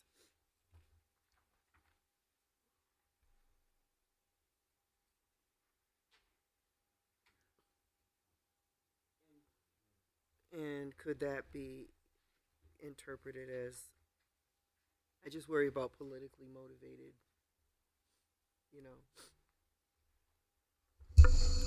ideas or viewpoints? Yeah. Terms incompetent and unfaithful can be interpreted in various ways. The intent was to capture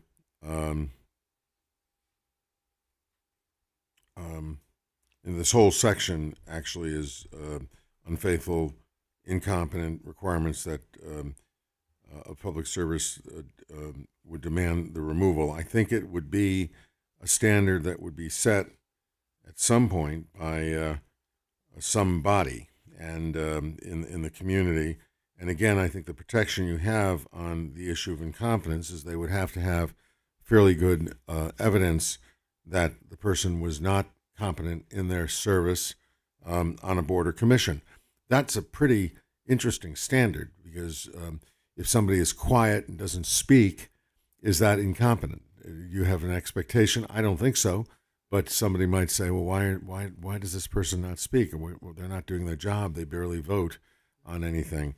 But I think it would ultimately be some case law that would be established. Unfaithful to the duties of office, I imagine would be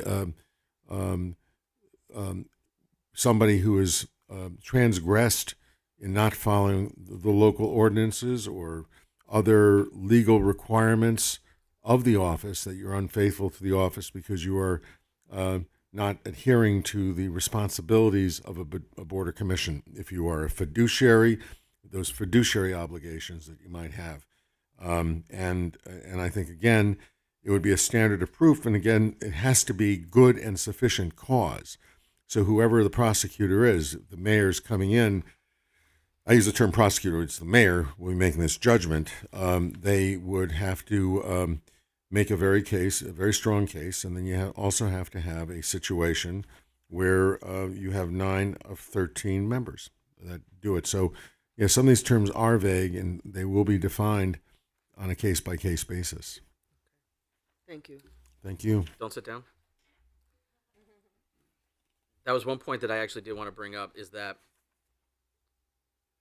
there's nothing in here that I read, unless I missed it, that says how this process is initiated and by whom. The how I'm not worried about, that's pretty self-evident, but it's the by whom that I'm curious about. Is the intent of this that only the mayor can bring forth a request to remove somebody because the mayor appointed that person? And if so, should we codify that in here? You could.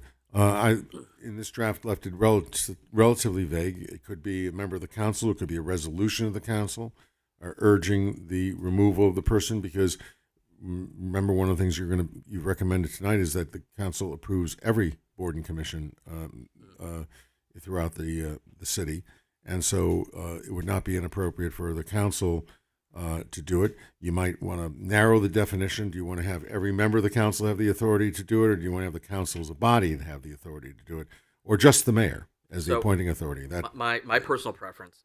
I've witnessed boards in one particular, I won't name it, but a commission that had a member that did not show up for years, a mayor that did nothing to try to fill it, and it hamstrung that commission.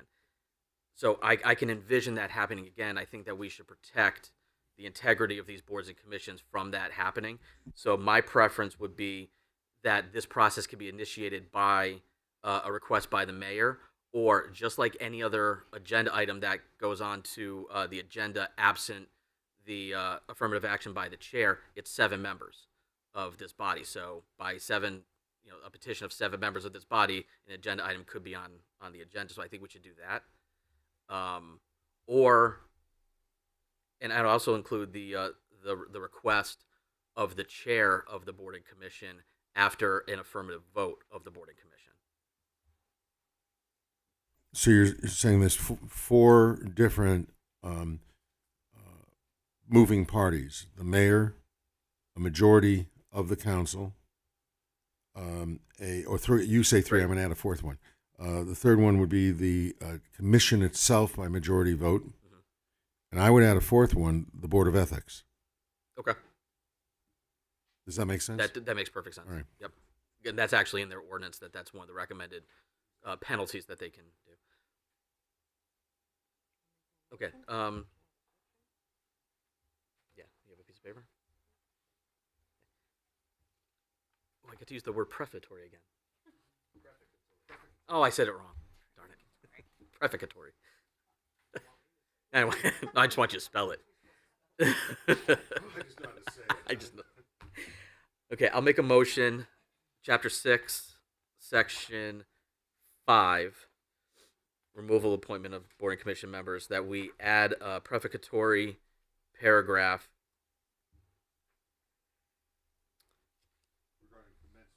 regarding the commencement of a removal action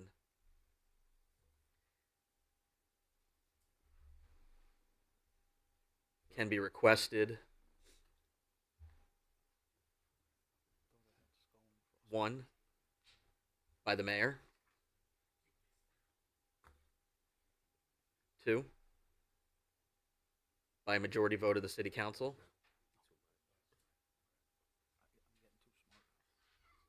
3 by majority vote of the board or commission, and 4 upon recommendation of the Board of Ethics.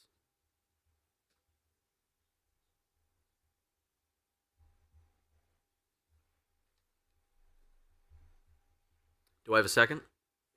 Second from Councilman McMillan. Further discussion? All in favor? Aye. Any opposed? Any abstentions? Motion carries.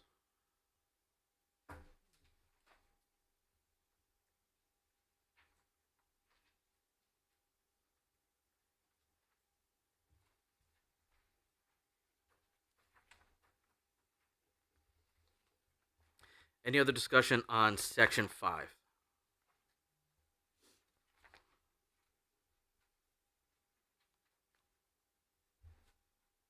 Okay.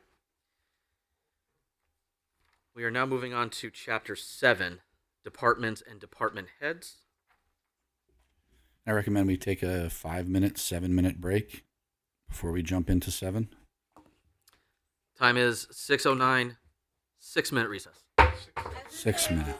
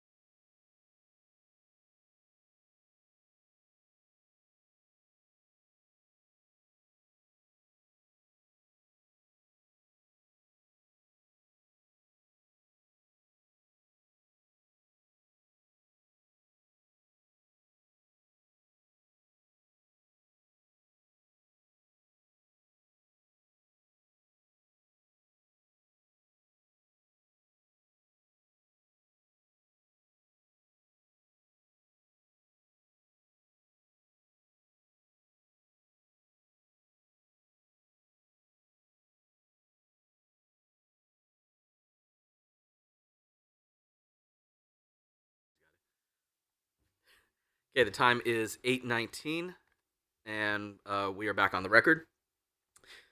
Now on to Chapter 7, Departments and Department Heads. Let's talk about Section 1. Any discussion on Section 1?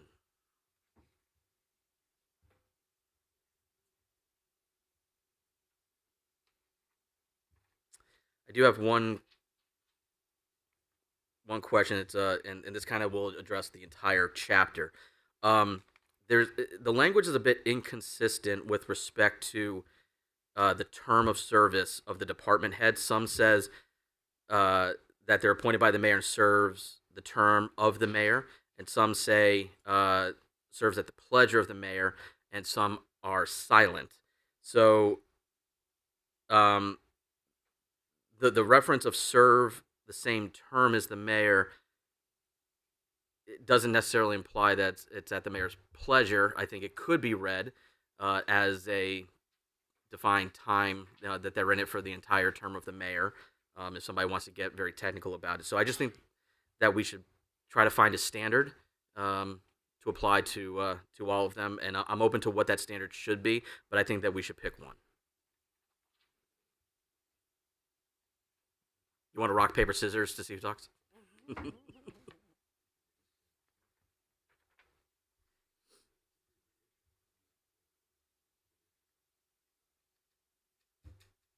know I asked a good question when the lawyers are deliberating.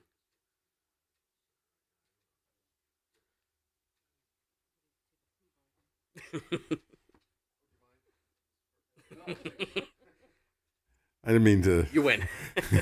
I lose. Or lose, whatever.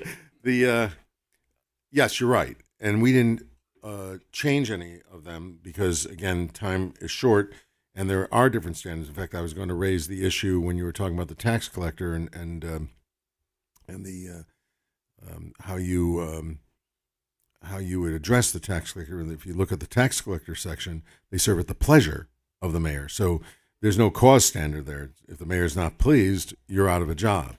And so you really should address the issue. I would think on this. I don't represent the mayor, but I would think the mayor may want to weigh in on what standards make sense and if there should be different standards for different departments. My personal belief is that there should be a consistent standard for department heads. I agree with you, Mr. Chair, in that regard. What that standard should be, I may have my my disposition, but it could change from department to department, or depending on the practices of the community. So I don't have one to say, but I think you have a choice. There could be a term, like a lot of New Haven. I believe there's a 4-year term for department heads, and that could extend beyond a term of a mayor. If you end up appointing somebody in the middle of your term, you could have somebody going 2 years into the next mayor's term.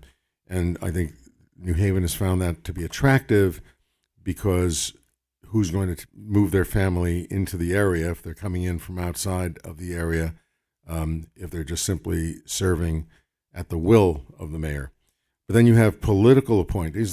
So there would be a difference, not to pick on the corporation council, but in many places, when I was corporation counsel, I served at the will of the mayor. I mean, he has or she has a right to choose their lawyer and the lawyer for the community. So you could have competing standards, and so you may want to look at these things. But I would suggest that we maybe consult with the mayor on that and see if she has any perspective. But it's a good point. I think it's an important point. Kevin, this relates back to something that we started talking about yesterday that you were going to try and get an answer to. I don't know if you were successful.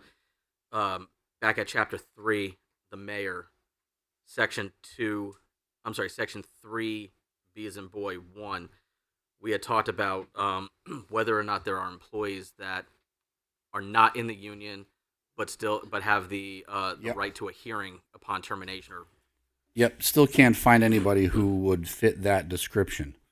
And in speaking with Attorney Mednick earlier today, it may be simply theoretical at this point because everybody that we've gone through falls on one side or the other of that line, but doesn't hit the mark, which we theorized last night. I still haven't found anybody whose position would be impacted by that. I'll also remind you that we were talking last night about mayoral powers and appointments and removals. And you had mentioned that there may be something tonight that we need to talk about to make sure that each and every one of these clauses that deals with appointment and removal is consistent with one another. If there is a position that shows up later that is affected by this, I can't think of what it would be. That being said, we do have the authority here delegated by charter to the mayor to create new departments. And so it could be, but it remains, as far as I could tell so far, a hypothetical or a theoretical. I can't find the person, and you all just went through the budget as well. I can't find the line item that would be impacted by this. Excuse me. My personal opinion is that if the mayor is appointing a department head, the mayor should have the authority to hire and fire. That they run the operations of the city. I think that the mayor should have that ability. My concern is that is there any of these multiple phrases? Is there any one of these that could be construed to say that a appointment is set for a certain time frame?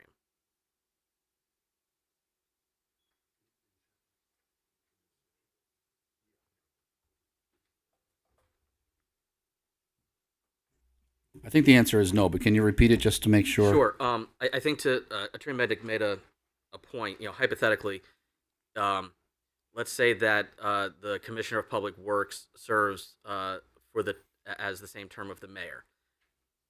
So does that mean when the mayor's term is over, or the same term as in the number of years? That could be read two different ways. And so let's say that it's a four-year mayor. Commissioner is hired in year 2, so they're hired for 4 years. So that means in year 2 of the next administration. I'm just trying to. I may be going down a rabbit hole here, but I just want to make sure that the language is clear that the mayor has the authority to, unless otherwise prohibited, can hire and fire. Well, let me say two things. One, I don't think anyone would reasonably expect that would mean that if in the last year of the mayor's term someone were appointed, but the term is 2 years or 4 years, then that appointment lasts for the duration of what a term is. However, if you're bringing it up, there may be other people who have the same question. And if that's true, whether or not you're doing it just to have the conversation or because you believe there to be ambiguity, then we should address it because this is the time to do that. So what would be the fix? Yeah, what would be the fix? It's called coterminous. Okay. We say that no matter when during the term of the executive the appointment is made, that appointment or that position is coterminous with the mayor. So that would also include if a mayor had to be removed, or if a mayor resigned, or if a mayor, whatever, had the proverbial anvil drop on his head.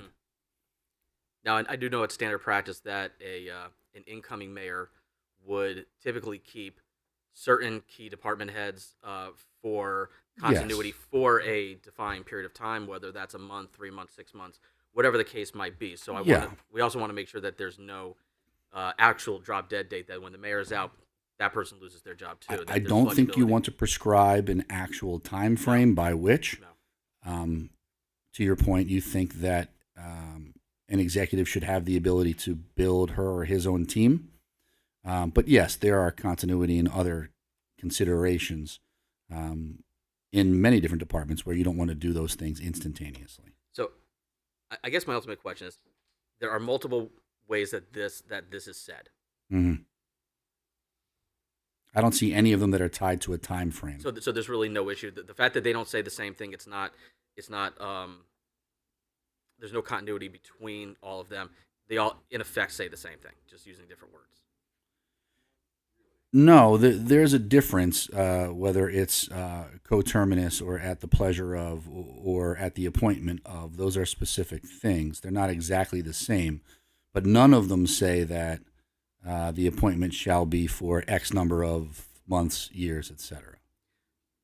So I'll give you an example. If it says appointed by the mayor and serves the term of the mayor, is there any way to construe that sentence to say the mayor cannot terminate that employee? No. Okay. Okay.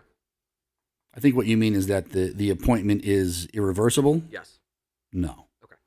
The ability to appoint, I'll use myself as the example, to appoint corp counsel is the ability to appoint a new corp counsel as well. Okay.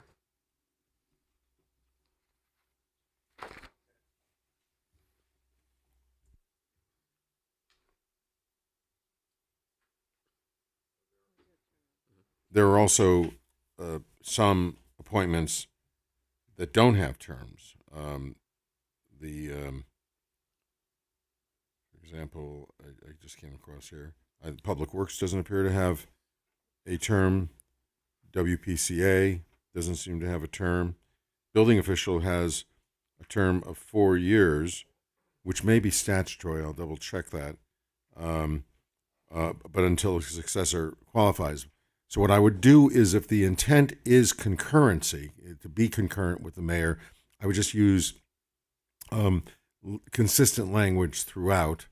I would also make it clear, to your point, Mr. Chair, that when a new mayor comes in, that people would remain in office until either dismissed or the mayor, or until a successor is appointed and qualified, so that you have a reasonable transition during that period of time.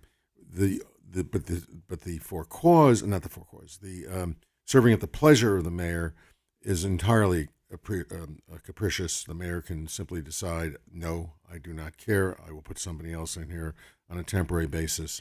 That person doesn't remain if I don't want that person to remain.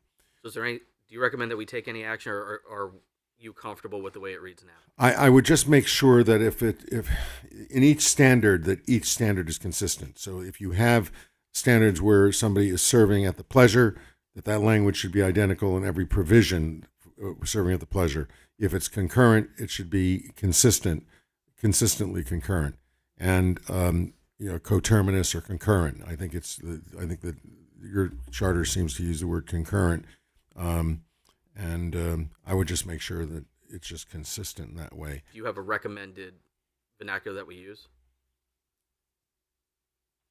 Well, I would simply say concurrent.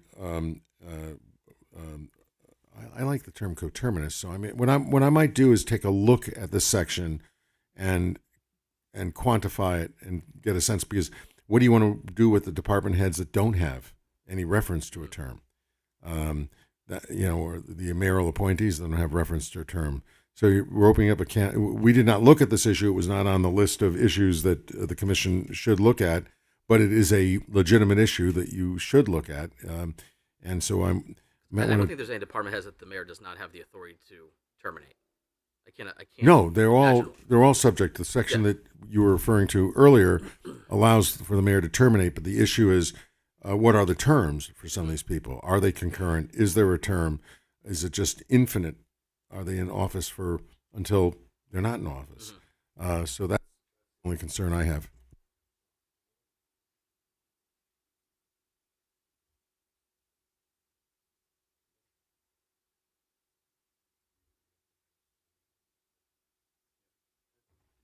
And the point the Corp Council makes is that we don't have anything to say about the school superintendent, for example, as a matter of statutory law, so that they are not covered by this. They're covered by state law.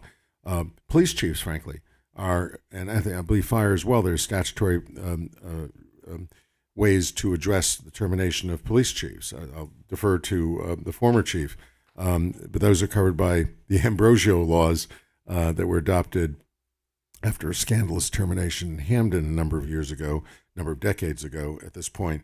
I think it's also true if the library is treated as a department. I think that the way the library is structured their director would be picked by, not by the mayor, but by a board. And so there will have to be exceptions as we go through this.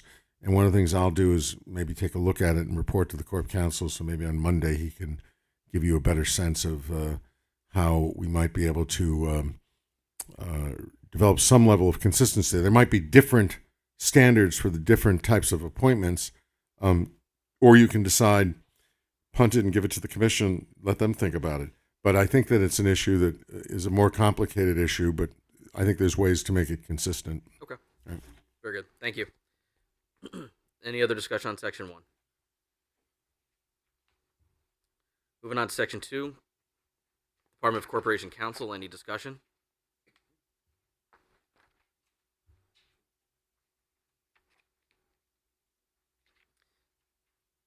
The only addition, and this may be one of your Scrivener changes that doesn't require a motion, just thumbs up, thumbs down. I think that in subsection A, it should say that the Corporation Counsel appointed by the mayor, who shall be an attorney at law in good standing and admitted to practice, because you can be an attorney at law and not in good standing.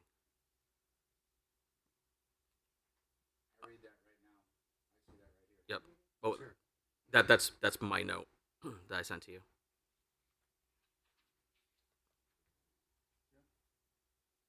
So can we just add that without a? Do we need a motion for that? No. No. The proposal is to make sure that footnote 176 reads, "There will be a corporation counsel appointed by the mayor, who shall be an attorney at law in good standing and admitted to practice in the state of Connecticut." In good standing is not presently in there. That's my note. I added it. That's mine. Okay.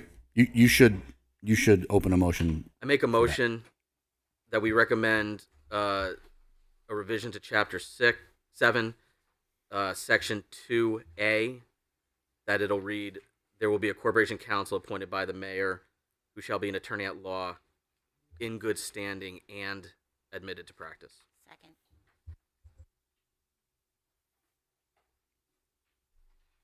Second from Councilman Garthwaite. Are you good? Okay. Any discussion? All in favor? Aye. Any opposed? Abstentions? Motion carries.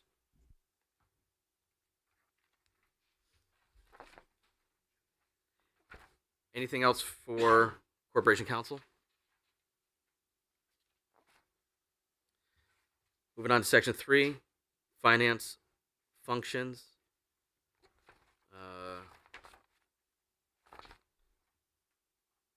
A, the Department of Finance. Any discussion?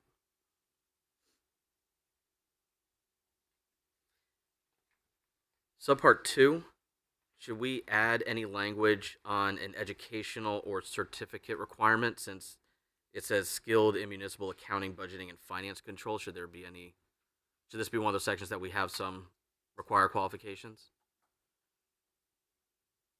Or is it more appropriate to do that by an ordinance?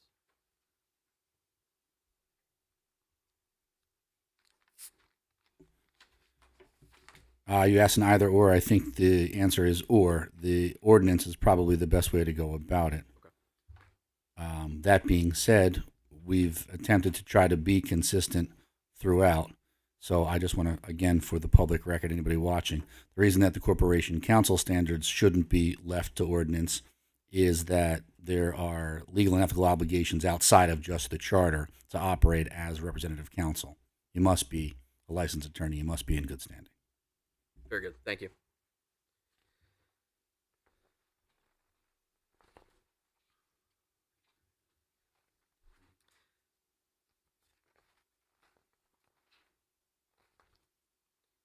Discussion on the finance function, Section 3.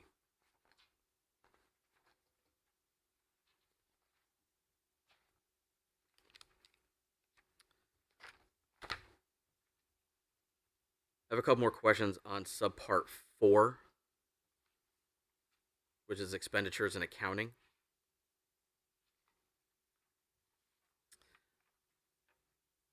On subpart I, the first one, no purchase shall be made by any department, board, commission, or official of the city of West Hazen other than the probate court.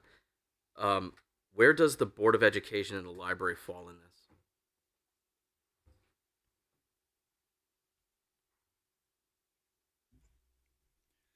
So the library and the Board of Education would fall under Department Board Commission. The Board of Ed is a board. The library I don't know if we've gotten to that portion yet, but the library is department of the city, although the Village Improvement Association may not be. The probate court is a special creature. We know it's housed within the city, it operates and serves the city, but under state statute and under state funding. Okay.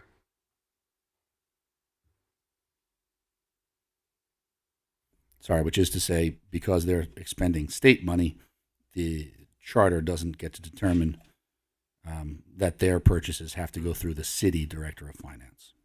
That's the probate court. And then I have a couple questions on the section V. When any department? Yes. This deals with a interdepartmental transfer, right? Transfer of funds. Councilman Quaglian is shaking his head. Yes. Yes. Okay. So this is the process for an interdepartmental, not a transfer within a department's own line items. It's currently the $1,500. Okay. So this carves out the Board of Education. Should the library be carved out as well, or should that remain within the departments? Because I understand the Board of Ed is special under the statutes. Oh, okay. This clause does not specifically carve out the Board of Education, but you're saying as a creature of statute, it is already exempted from this? No, it does. It says when any department, board, or commission, or official except the Board of Education. Where am I looking? V.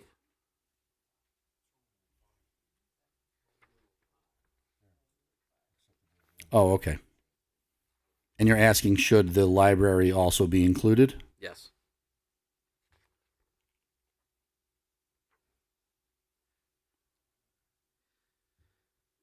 Because this is my thought process that,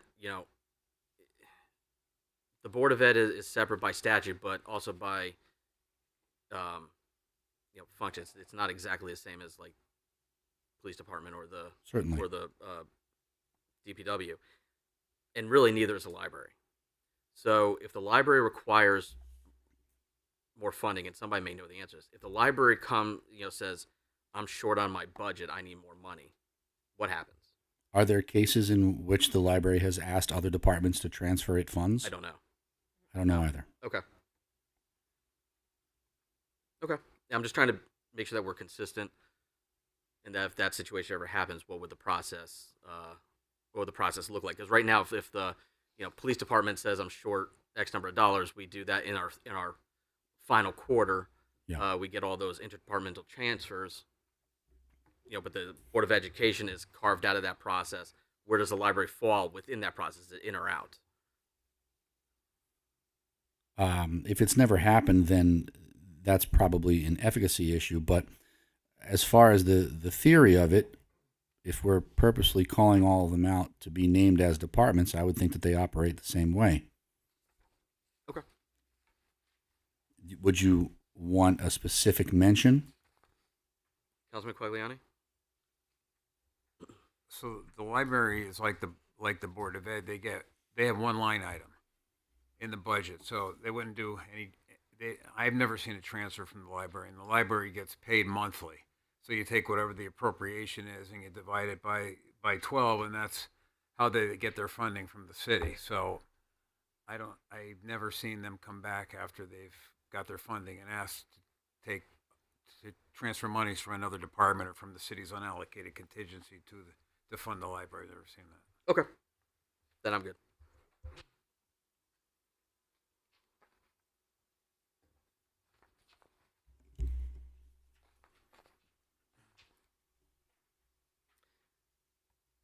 Any other discussion on the Finance Department.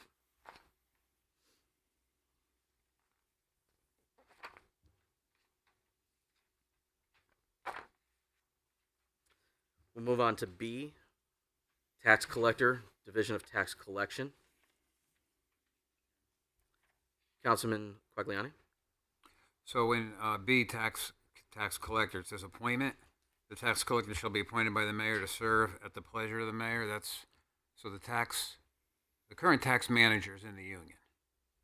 So I think the thinking is that if we were going to eliminate the tax collector's ceremonial elected position, the tax manager would assume the tax collector's position, but they're in the union. So that's just how right now the tax manager is in the union. Just a question. Is the current tax manager assuming the duties of the tax collector? Doesn't the tax manager currently do that which other municipalities would think are the duties of tax collector? Yes. So is the tax manager assuming simply the new title of tax collector, or is tax collector being eliminated? My understanding is the ceremonial tax collector is being eliminated, but I believe everybody needs to have a tax collector, so I think that job would change from tax manager to tax collector, I believe. So my only point is if that's the case, that person's in the union. So there can't be an appointment. So that would Right. be Where you going with Well, that? it could be an appointment, but it can't be at the. At the pleasure of the mayor. That's right.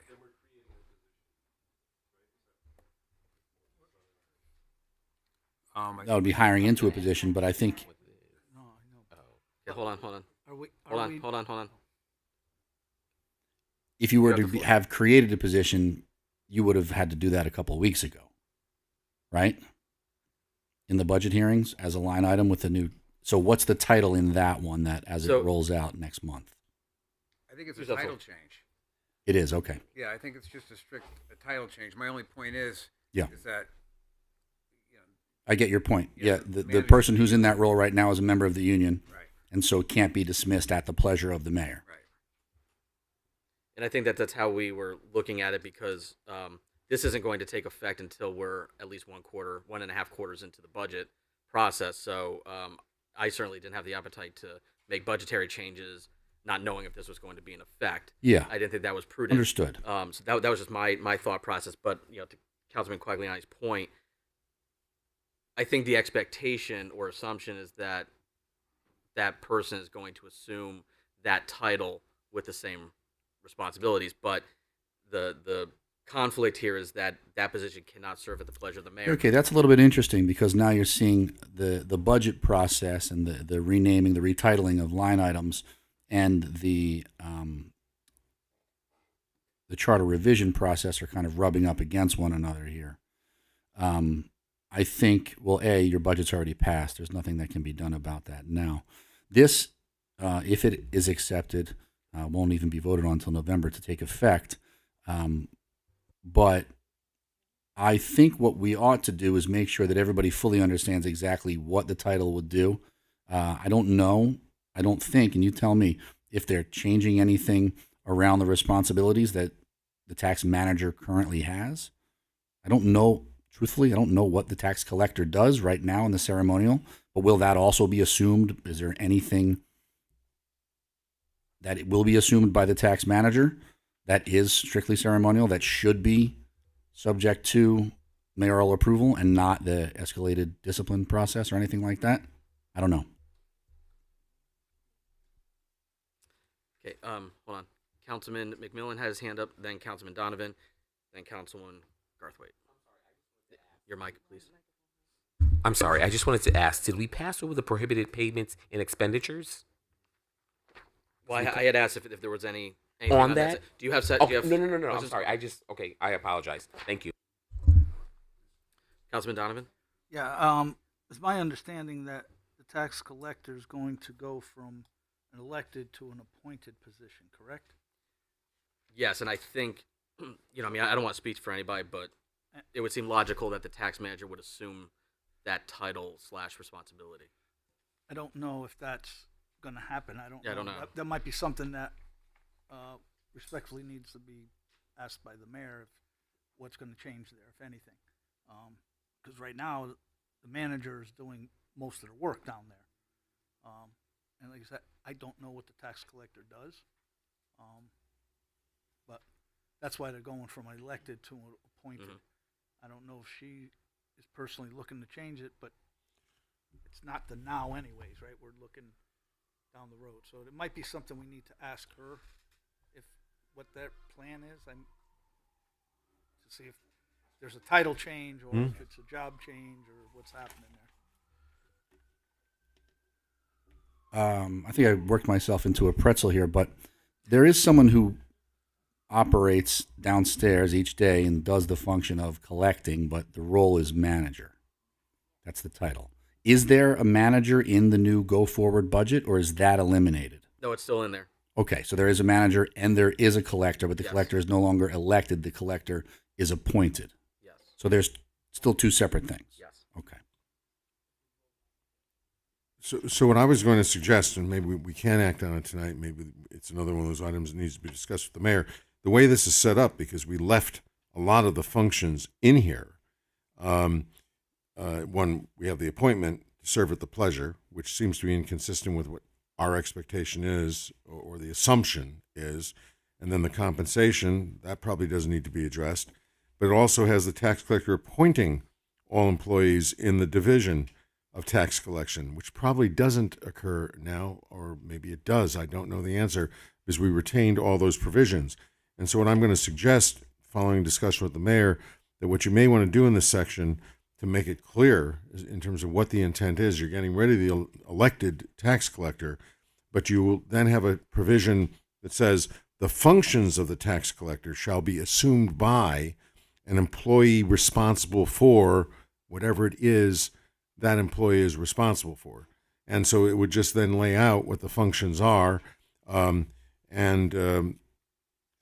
make it clear, because this still reads as if this tax collector, this appointed tax collector, will still have some responsibilities. But if it's going to be the manager can't be subject to the mayor's whims.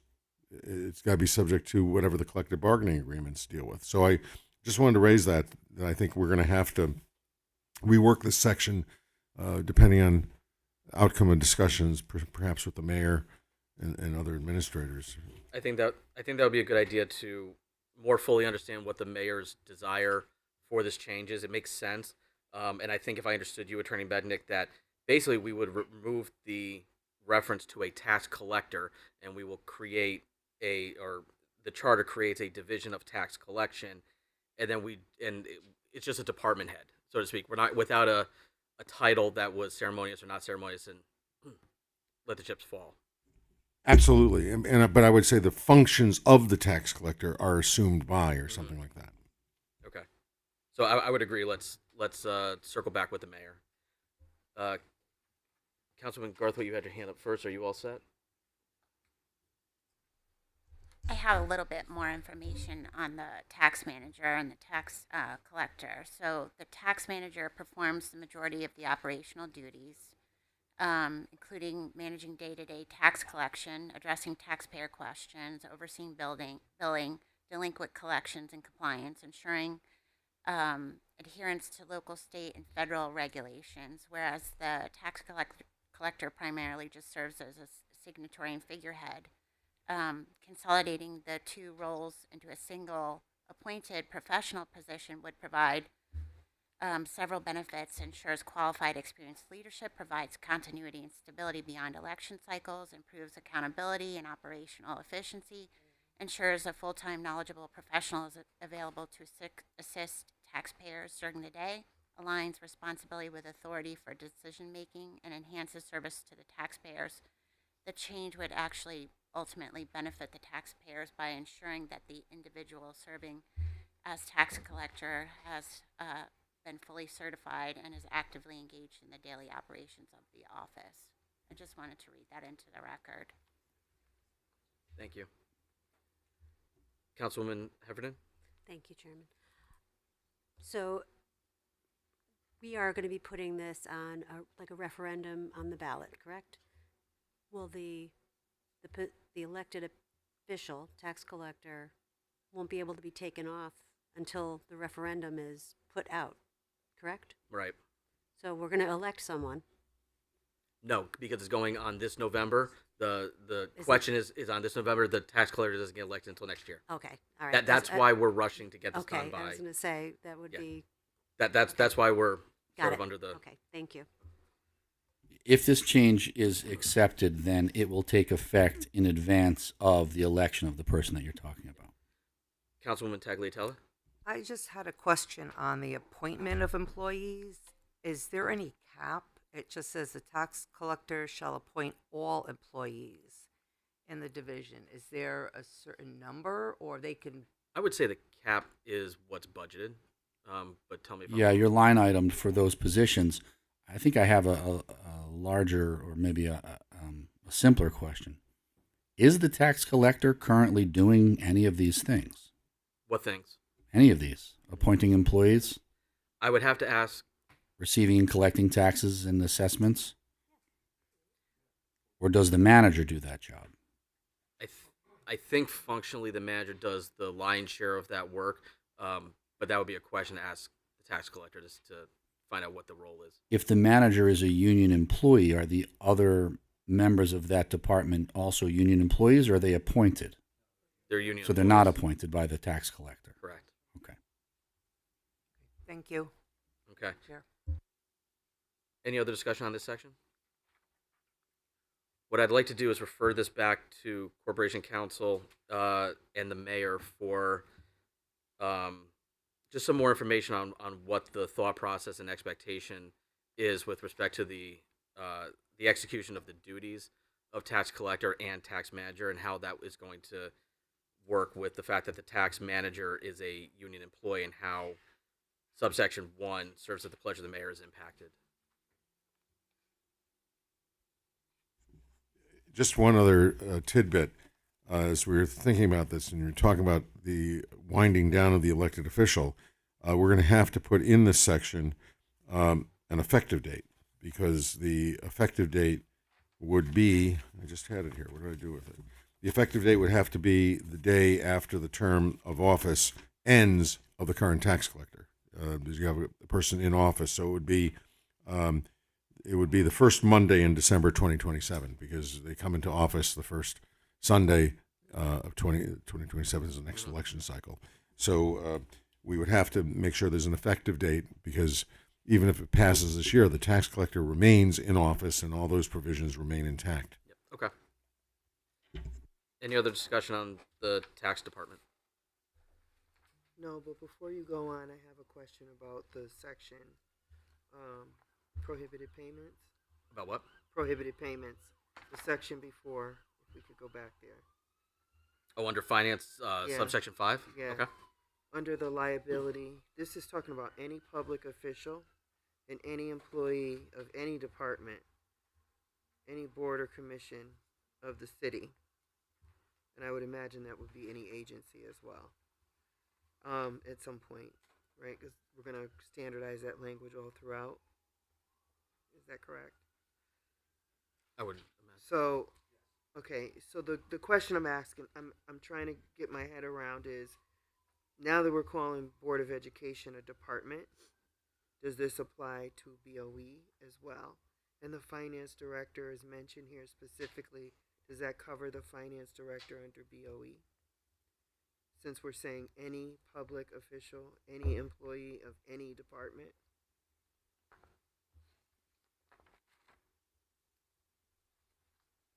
So the question is, if a employee official of the Board of Education causes the finance director of the Board of Education to improperly make an expenditure, is that covered? Okay.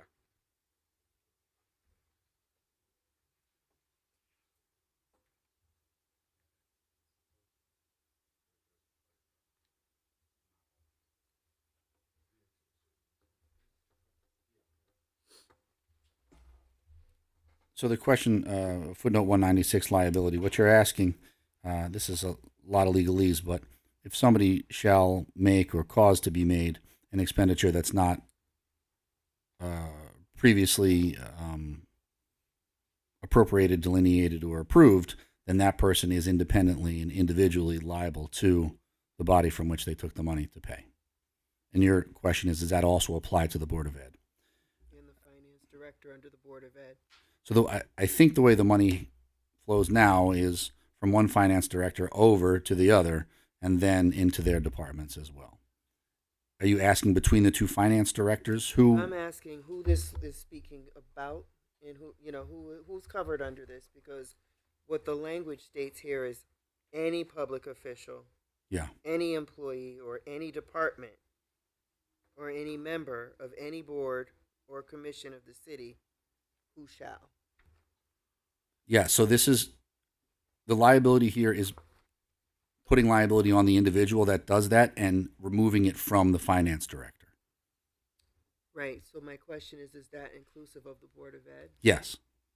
And the finance director under the Board of Ed would be included in this as well. I believe the director of, where it says capital D director of capital F finance, we're talking about the city director of finance. Okay, so this isn't speaking to. I don't think that this is not meant to absolve the Board of Ed, the school district finance director.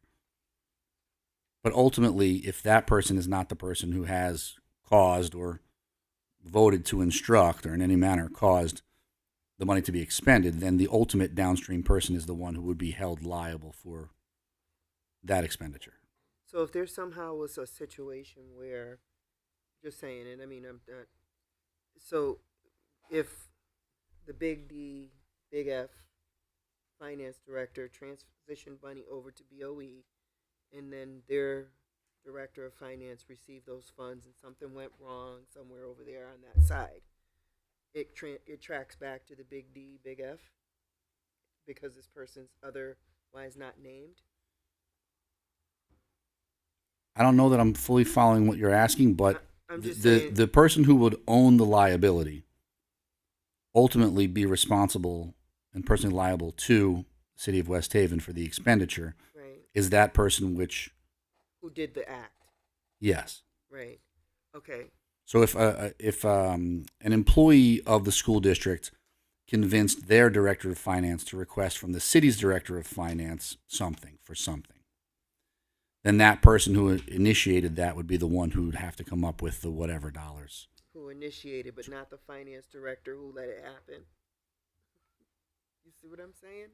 I don't know if this is going to cover every single possible permutation because it could be that finance director that triggered it, Yeah. just like it could be the one in the city. Yeah, I just I just number one wanted to know if the BOE was covered under this. I believe it is, Their yes. finance director is also part of this. Yes, Because it's clear to me that our finance director on the city side is part of it. yes. So I just, it doesn't read that way to me, so I just wanted to Okay. clarify that. But before we do that, Councilman Claggiani, you would know better than I think anyone. Does the Board of Ed Finance Director draw funds independently to pay BOE bills, or does everything flow through the city's finance department? Yeah, the city finance department cuts all the checks and handles all the wires for the Board of Ed. Okay, so the way I read this section is that if an employee causes the finance department to illegally pay a bill, then that employee would ultimately be responsible to the city, and the city can recoup that because they're causing the finance director to do that. I think where the confusion is that the Board of Ed has a finance director, but that person doesn't have the same authority and power that the city's finance director does. So I think that's where some of the confusion is lying. Because what would happen is an employee, in my mind, would ask Board of Ed Finance Director, I need this bill paid.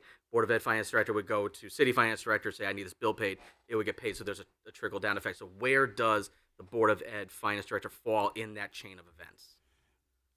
First, let me just say, I think this is a great dialogue. I think the initial question is an outstanding question. I think the approaches you were taking, I was going to ask the same question, not to praise myself, but because I didn't get to do it, so I'll take credit. But it was very good. I think the way I would look at it, I was toying around. There's two little corrections I'd make, and then I'll get back to the director of finance issue. One is it's draw upon any specific item of appropriation made by the city council. I would add, or the Board of Education, because the city council doesn't establish the specific items of appropriation for the Board of Ed. And the intent is to cover the Board of Ed. I would make sure that we reference the specific items as allocated by the Board of Ed. So that's one thing I would do. I'd also take the word town out and put city in there. I just discovered that little mistake.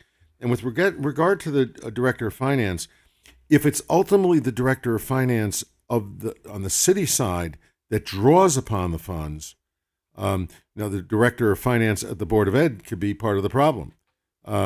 And so they may be a liable party. They're not the responsible party because they're not expending based on Commissioner Quagliani's explanation. So I'd leave Director of Finance. I would add Board of Education as a body that creates specific items of appropriations and make the Scrivener's correction on town to city. But I think it was an outstanding question. The intent, this is new language. And you could tell I drafted it because it took it from one of my towns and not one of my cities, so that's why the word town shows up in there. Do we need to add the library and the WPCA since we've included them in other definitions such as this? Well, so what I think we need to do with the library and the WPCA, I think we should just include them in the definition of, I would recommend, the Corp Council and I were talking about this before, and I thought we were going to get to it at some point this evening. I would just include them in the definition of department, unless you intend to exclude them. We did that yesterday. Yeah, and that's what I would do and not repeat it every time. And I would take out the special references to the Board of Ed. If it's defined in department, just do it the one time and let's not add a bunch of words. Last night we approved a motion to recommend amending the definition of department to include Board of Education, Library, and the WPCA. Yeah, and so that's what I would do. But I would say that the Director of Finance of the Board of Ed is not this Director of Finance and doesn't have that ability to do that. If that's factually correct, and I'm assuming that Councilman Quagliani has the right answer to that. Okay. Thank you. All set, Councilman? Good. Thank you. Okay, I think we completed B, the tax collector. We can move on to C, the city treasurer. I do want Councilwoman Tucker to take the lead on this question because I think she and I are thinking the same thing.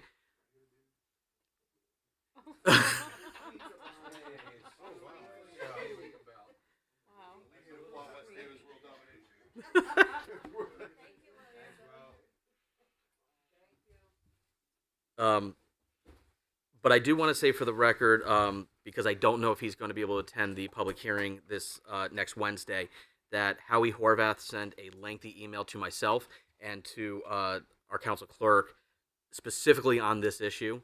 So I just wanted to just recognize that he also talked about this, of whether or not the appointed city treasurer should be serving at the pleasure of the mayor for several check and balance reasons, which I think that Councilman Tucker and I are kind of sharing the same thought process on.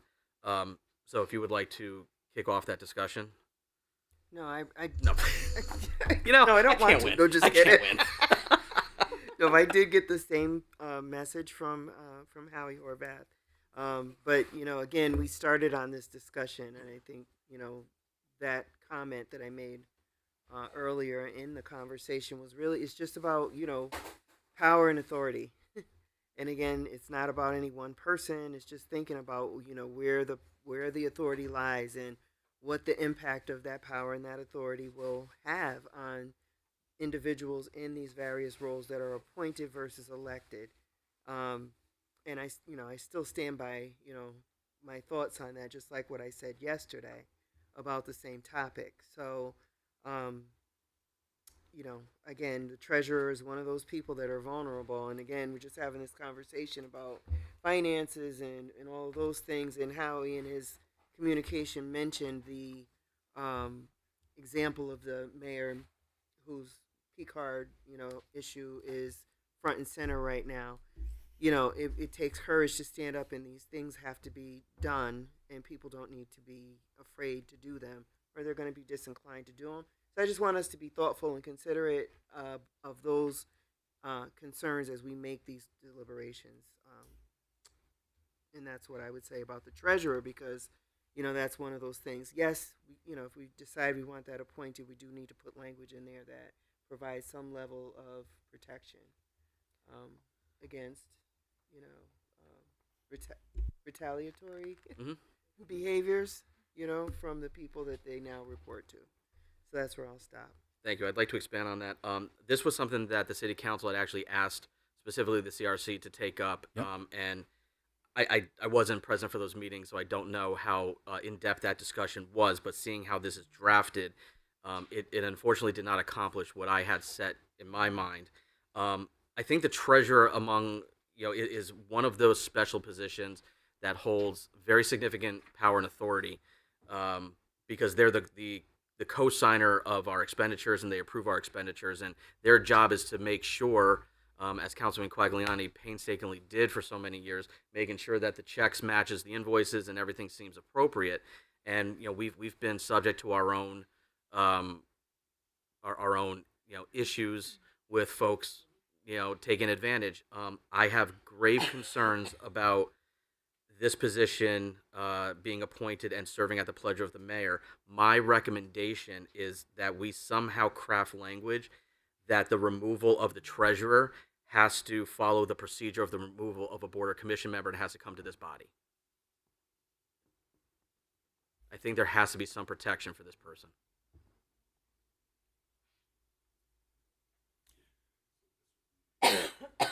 Yeah. Yeah. Come spell it out. I want to first. I want to commend you for sticking with this, because it's something that we spoke about before the process began in city council meetings. We're talking about it in charter revision, and we're back to it. I've said this to the other body as well, and I think I said it last night, but I'll say it again. You all are tasked now with cleaning up a mess that you did not make, but you have to address what has happened with people that are no longer here. And this is part and parcel with that. So not only are you talking, I think, about people not worrying about losing their jobs if they speak up, if they see something, but you're talking about independence and the checks and balances. And that is something that Councilman Quagliani brought up as our liaison in the CRC meetings as well, that if we were to move from an elected to an appointed, then what types of checks and balances would be put into place. And I think that this, I'll hand off to my colleague here in a moment, because he's got an example that I think explains this well. But I just want to say all the recommendations that you're bringing up are consistent, and I'm seeing exactly where and why we need to adopt each and all of these things. That's a thumbs up from a lawyer. Good job. That's great. I'll second that motion. On the thumbs up. Attorney Madden, if you just give 1 second, Councilman Heffernan. Gotta go on the record. Let me just finish yes. this one Oh, I'm point. so sorry. I think this is the example we were looking for a few moments ago in Chapter 3, Section 3B1, where we couldn't think of who would be covered by it. This position would be covered by it. This would be an example of a position, an employee or an official, whatever you want to call him, this person. And I would take out pleasure of the mayor, make it concurrent with the mayor, but it would be covered by the removal for cause provision that we were discussing just about 10 or 15 minutes ago. So we finally came up with an example. But that provision creates a hearing process but it doesn't define who the hearing officer is and the process and procedure. Can we just lump that into the same process as a board and commission member and have the city council be part of that, or would that be inappropriate? No, not inappropriate. Are you involved in because they're not a board or commission, so there is a distinction. It's a mayoral appointment. I mean,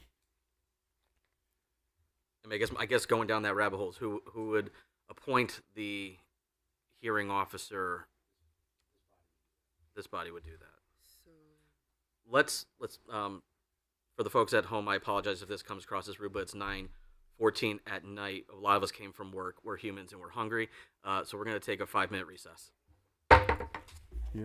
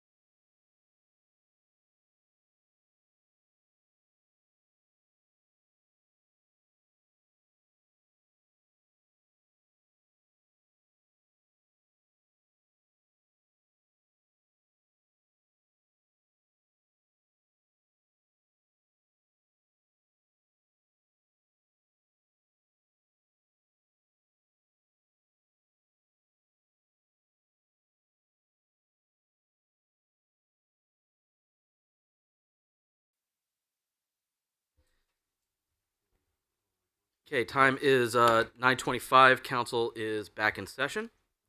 And again, public, please forgive us that we are still hungry. Okay, so we are still on the section C for the city treasurer. And we just completed, or we're in the middle of a discussion on whether or not this new appointed position that's coming from an elected position should serve at the pleasure of the mayor, and what safeguards would be appropriate to put in place to make sure that the treasurer, who has enormous authority to countersign checks on behalf of the city, is protected from undue influence and whatnot. So, Attorney Mednick, I had offered a suggestion, and I think you were mulling it over a little bit, so I'd like to hear from you. Between pizza munches, we had a discussion about this, and we could take one of two approaches. I don't think it's a great idea to put them in with the boards and commissions, but what I would suggest is go back and look at Section 3B1 in Chapter 3, and add a clause to it that said, with respect to the treasurer, the mayor shall submit the name to the city council for termination, and or the hearing should be conducted by the city council. However you want to do it, we should think about that.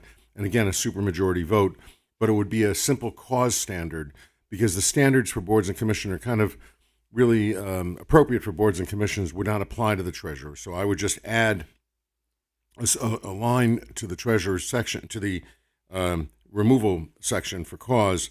And that standard would be lesser than the elevated standard for board and commission member? No, it's a pretty, cause standard would be pretty high, but I would also still make it a supermajority by the council, so that the council can't be arbitrary, or the council be under the control of the mayor, can't be arbitrary, so you need to have a supermajority standard. I'd put the same standard in there.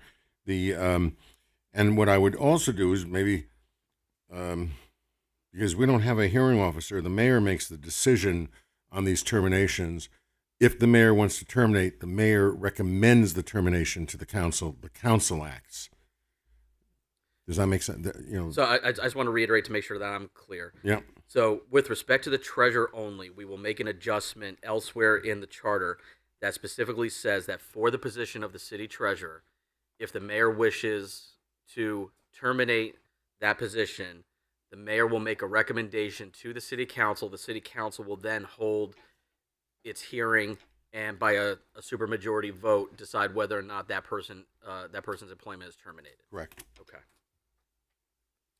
I think that would, for the most part, satisfy my concern. The other issue I have is there's really no there's no discussion in here, which I think the city council did ask for. There's no discussion in this on who would be eligible to serve in that position. For example, I think it would be inappropriate. Councilman Quagley and I, please correct me if I'm wrong, but right now the finance director is a signatory and the treasurer is a signatory, and in the treasurer's absence, the mayor is the signatory. But checks have to be signed by two signers. Am I correct on that? Yes, you're correct. Thank you. So I think it would be inappropriate for the finance director and the finance director's subordinate. I don't know if inappropriate is the right word. I would just be cautious with that. This position is supposed to be independent. This position is supposed to be a check on the expenditures, and to have a subordinate be that second signatory, I get concerned. Councilman Quagliani. So, Attorney Mednick, I know that there are plenty of municipalities that have appointed treasurers. Do you have a consensus on where they actually sit, or how they go about doing their duties? And because I share some of the same concerns that the chair does. And I'm sorry to interrupt this, but I was remiss. I just want to put on the record that Councilwoman Garthwaite did have to go home. She, as we have said on the record before, she's suffering from some medical issues with her back, and she's just reached her breaking point, so she did need to go home. It varies is the answer. And in many communities, you don't have anybody who's, quote, designated as the treasurer. You have somebody in the finance department or the controller's office that serves the functions of the treasurer. There are certain statutory functions the treasurers serve, but it varies from town to town, city to city. And here it seems that you're trying to retain an independence for the office, and that's one of the reasons you want the protection with regard to the termination of the treasurer. So it's kind of a hybrid where you're retaining some of the independent standards that you have. But again, as an elected official, there's no qualification for the office. We're going to have the general language on qualifications, so it would be a best practices standard. Whoever's going to be appointed would be, and this again would be effective after the election in 2027 because you have a current treasurer. Whoever would be appointed to that position would have to, presumably, you will establish a standard by ordinance of what that would be at some point. But it varies from town to town. But there's two options. There's either giving an existing employee those duties, Yeah. or creating a new position, but that really won't help because they're still going to have to report to somebody, right? So I think the credentialing and the cause statute is important, but likely it's going to happen within the confines of the finance department, that the treasurer's function. I can't say it any other way. And I think the reason that I support an appointment as of elected is you could have a credential, and I think they need a credential. Again, I served last term, but I did the best I could. But I'm not a professional in finance, and so I know what I know. I don't know what I don't know. So I think it's important that a finance person that has the background and the skills do that job. So what I would suggest that in this section, since it's a new provision and will be effective on that date in November of 2027, that prior to the appointment of the treasurer, there shall be an ordinance establishing qualifications for the treasurer, so that it would follow along the lines of the general qualification language, but this would be specific, mandating that be established in advance, so that when the mayor makes an appointment in November of 2027, the mayor's appointment would be consistent with an ordinance that has been established by the council and the mayor prior to that time, if that's where you want to go.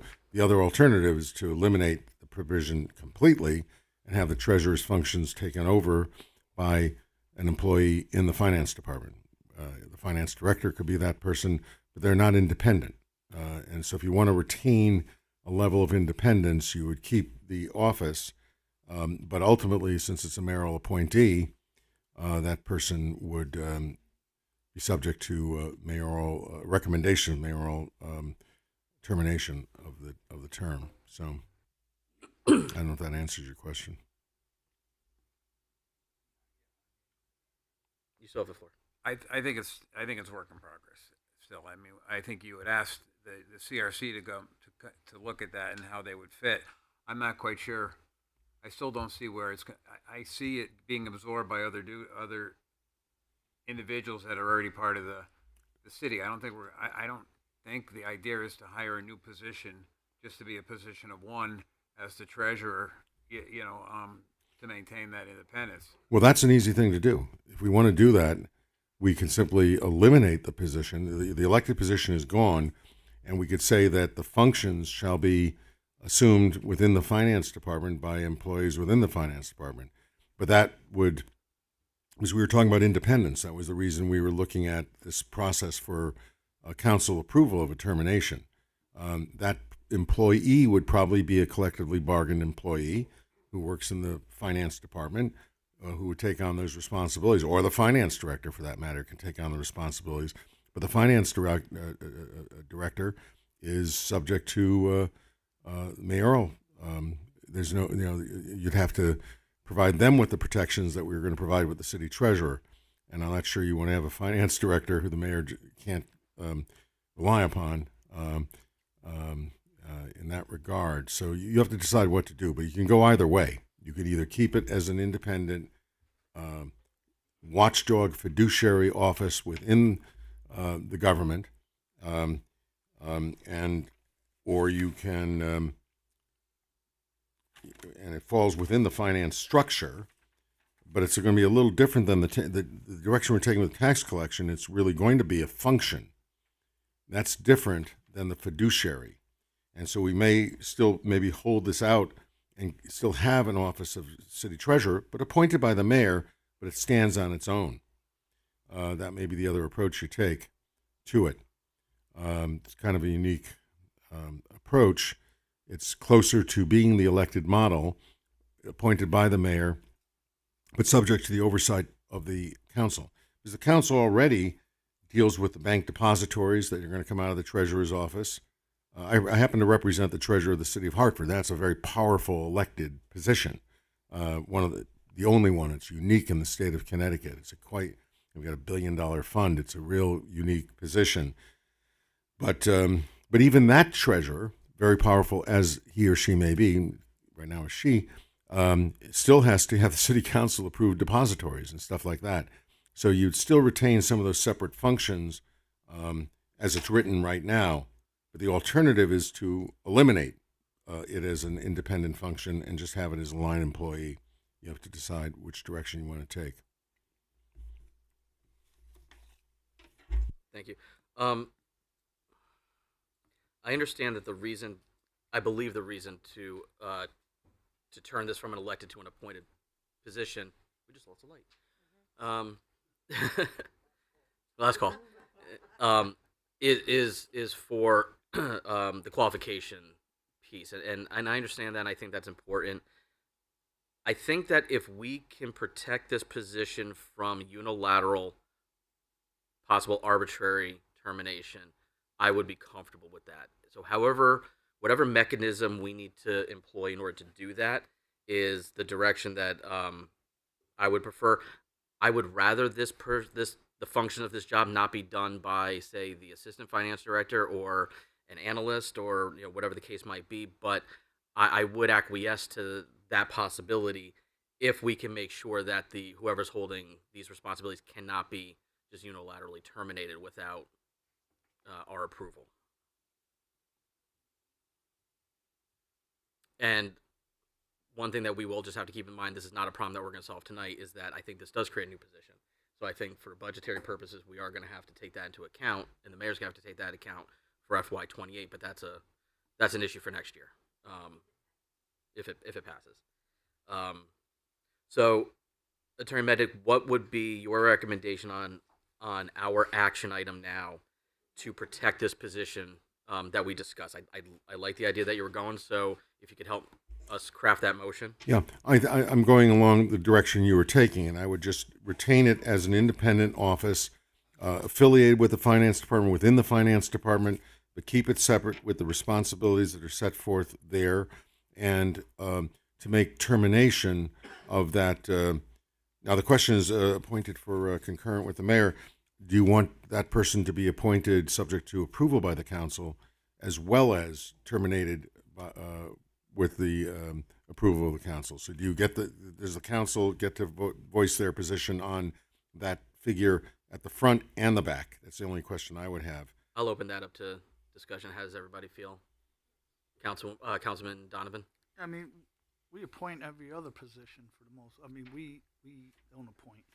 The appointment comes to us by the mayor, and we approve it or disapprove of it. So I don't see that being a problem. My understanding, I just want to understand, are we talking about the finance director has to sign the check? Are we saying that we want somebody within that finance department to be the other person?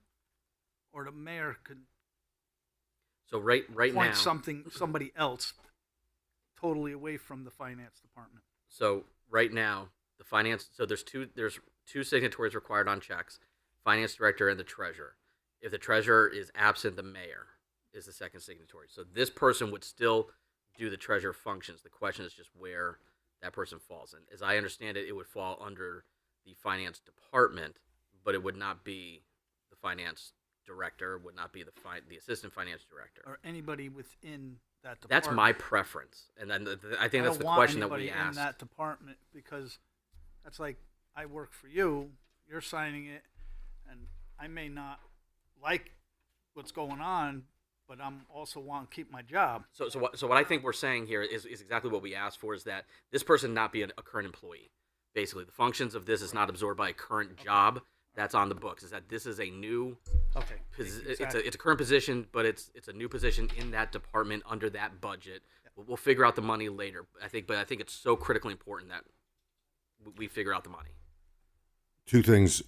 One, I don't think any of the department heads are approved by the council. They're not. All right, so I would step back on that Yep. concept, but I would separate it and make it a new section 4, which would be the treasurer, so that it's not within the finance department per se.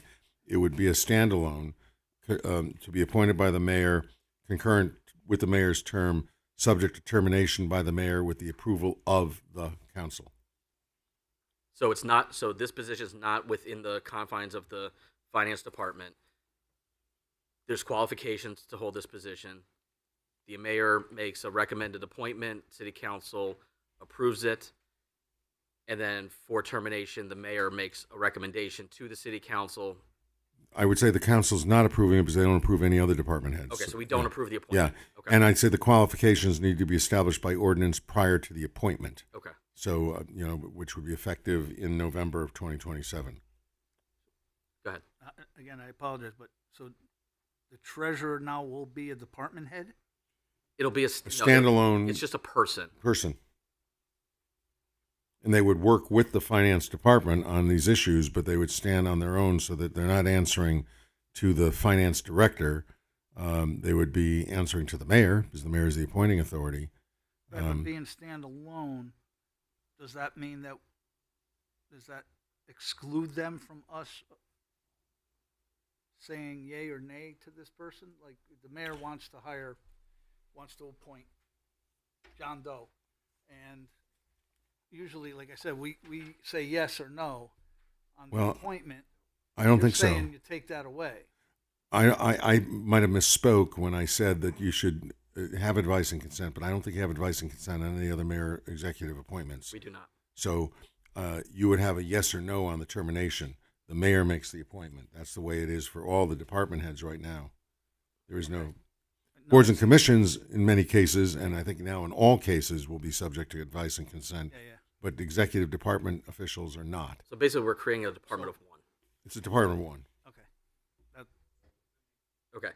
So the recommendation is that we take the position of treasurer out of the finance department, create essentially a standalone department of one, just that individual. Mayor makes that appointment.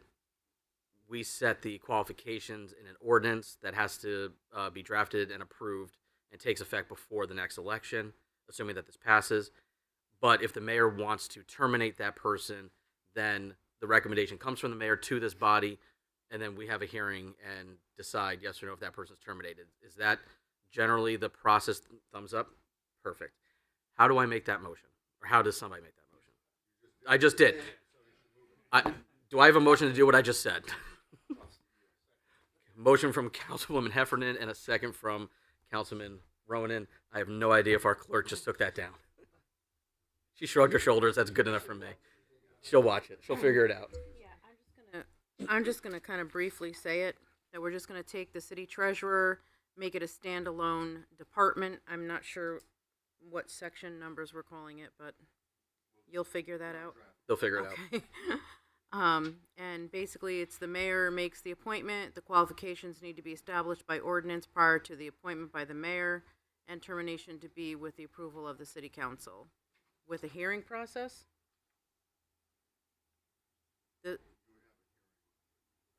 So we don't, Yeah, so upon a hearing and vote so of nine. termination to be with approval of the city council. Following a hearing. Following a hearing. And supermajority vote. Yep. I said all that? That's not bad.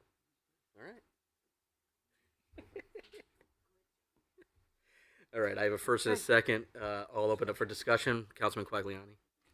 Yeah, so I would imagine, Attorney Mednick, that I'd like to think that this setup, I won't call it an outlier, I'll call it a trailblazer, right? So I think based on the state of the state, and as you look around and you see these financial indiscretions based on our history with some financial issues, I think it's really top of mind for everybody to make sure that they have confidence in government and you have the necessary checks and balances. And I think this, we may stand out here as a leader, that we've actually created a separate entity, the treasurer, that's independent, and having these safeguards in place. I think the rating agencies will like it because we lower our risk.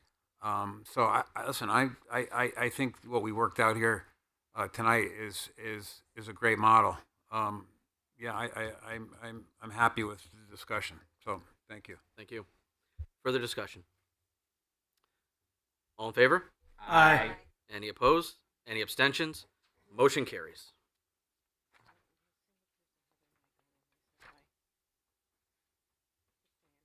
They were loud.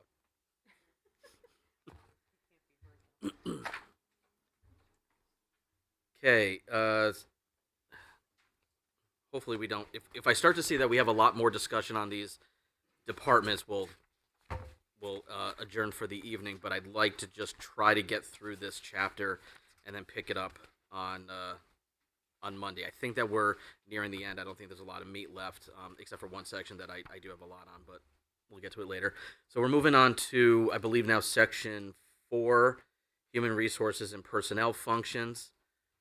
We'll just go, the section in its entirety. So this is now human resources and personnel. This is actually HR, what we all would come. Yeah, let me just call that out if I could. Sure, please. This is a proposed new charter where we call human resources what you now know as the personnel department. What exists tonight in City of New Haven that is called human resources is addressed differently and will no longer be human resources. It will be health and human services. I just want to make sure everybody is on the same page there. Mm-hmm. My only comment on this section is that Part A says Department of Personnel, but throughout the body of this section, it is referred to as the Department of Personnel and Labor Relations. I think we need to pick one.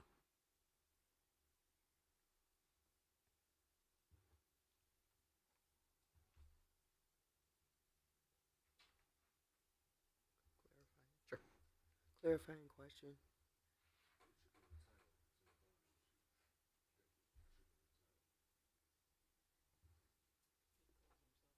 Yeah, the department is the Department of Personnel and Labor Relations. This section addresses human resources and personnel functions of the government. You can call it whatever you'd like, except... Well, right now, Justin's title is Director of Personnel and Labor Yes. Relations. So, just for the sake, I'm sorry, are you all set? Yeah, I just was going to ask that, clarifying, because you mentioned New Haven is called Health and Human Services. I think he misspoke. Did I say New Haven? I meant West Haven. No, New Haven. West Haven. I don't know what New Haven's called. Okay. West Haven is called... West Haven will be called, if this Yes. is adopted, Health and Human Services. Gotcha. West Haven is tonight called Human Resources. It's an outmoded way of titling that department. Yep. And later on in this section, we propose to call that Health and Human Services. So I just wanted to make sure when I say or anybody says Human Resources, we're talking now, when we read this document, what would be prospectively called Human Resources. And that is, yes, Justin's department, Personnel, Labor Relations. Yeah, I'm going to make a motion that we,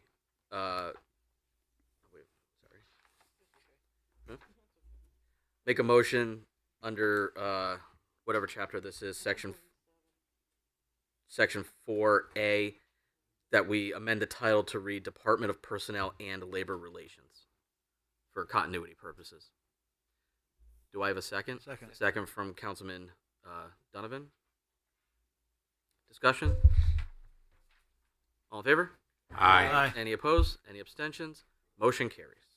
Excuse me, Chairman. Yes. The page before that, there's 2 paragraphs, but there's nothing titled. I don't. Is it unless I got lost somewhere? Like. everything is crossed out except there's two paragraphs still in there, but there's no title. It said assessor. Yeah, so D is the assessor, and then 1 is under the assessor. So D is the office of the assessor under the finance department, and then it should be indented a little bit. No, I wasn't worried about the end. I just didn't know where, but that fall under the assessors, which goes back a few. Okay, Yep. I see now. Got it. All right. Yep. Got it. Thank you. All set. Any other discussion on Section 4, Human Resources and Personnel Functions? Moving on to Section 5, the Operations Functions.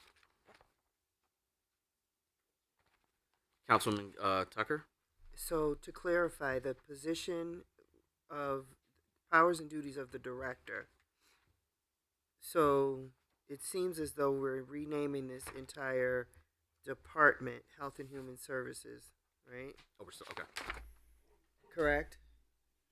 That's inclusive of, Let me slow down for a second. When we're talking Section 4, that was Human Resources and Personnel. okay. Powers and duties of the director of the Personnel and Labor Relations Department. Okay. We haven't gotten yet to what will be called Oh, okay. Health and Human Services. That's Section 6 of this chapter. Got it. Thank you. So presently we are now on Section 5, the Operations Functions. Under A, and if we've already addressed this, that's totally fine. But we specify that the Department of Public Works will service, city-owned structures, except the structures that are under the control of the Board of Education. Should we add also the Village Improvement District? That's because that's been an accepted proposal, but I have been told recently by Mr. Spryer that the Department of Public Works does go collect their trash. And so during the current budget process for FY26, the budget that we're in, we had asked the mayor's office to have Public Works plow the driveways and collect the trash from the library branches. But, and I may be wrong on this, but doesn't the Department of Public Works also just do other functions than snow plowing and trash collection for city-owned buildings? Oh yeah. So my question is that we carve out the Board of Education. The Board of Education is responsible for their own, maintenance and whatnot. Should we also carve out the Village Improvement Association, or do we know if the mayor's office is expecting that the city is going to be absorbing those responsibilities? In this regard, I can't speak for the executive office there, other than to say I had believed that Village Improvement Association should have been included until literally just this afternoon I was told, oh, by the way, DPW goes and does this, that, and the other thing over there. And that did give me some pause. It does a few things, but I don't think it does everything that one would expect the DPW to do for all city buildings. And as far as I know, someone can correct me if I'm wrong, the library branches are owned by the VIA and not the city itself. Yes. So just for continuity and clarity, I think that we should probably include them in the exceptions. So it would propose to read, except such structures as are under the control of the Board of Education or the Village Improvement Association. Exactly right. I make a motion that we make that a recommendation. I have a second from Councilman McMillan. I'll wait until the clerk is all set.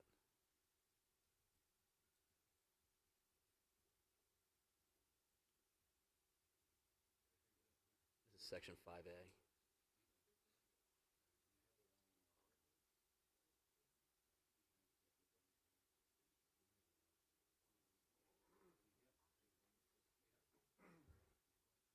Are you good?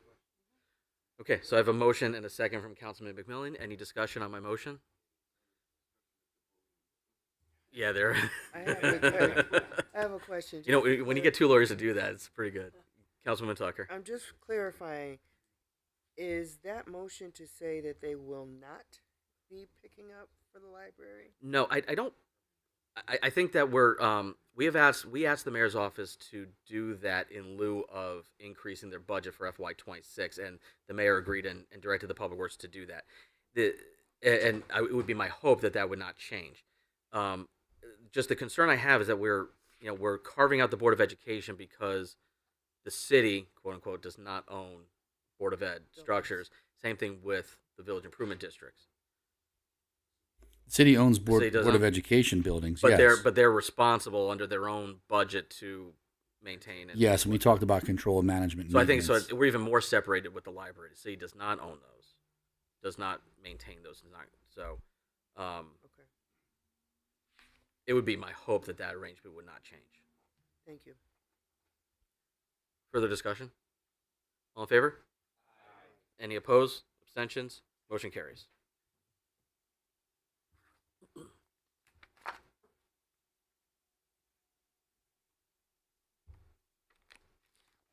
Further discussion on Section 5 operations?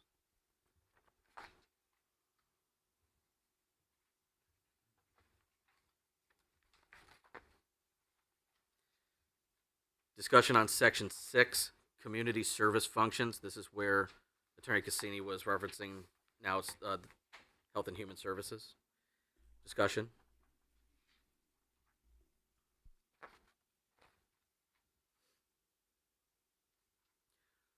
Who is our current health officer under C? Sheila. No, she's the director of public health, so it's the woman who works beneath Sheila. I can't remember her name off the top of my head. So the health officer, you have the commissioner, then you have the director of public health, and then you have the health official. So they're Yes. okay. And that person has to be an MD.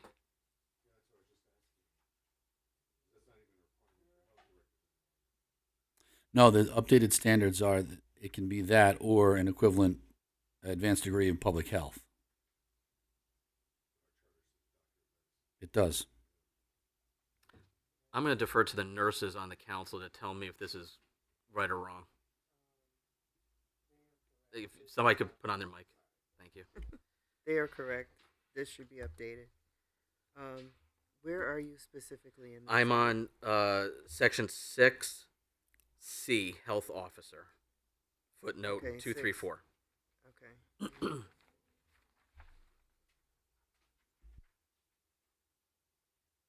where you are. Section. Where are you? Am I missing a page? I'm sorry? Yeah, I'm missing pages. We're missing pages?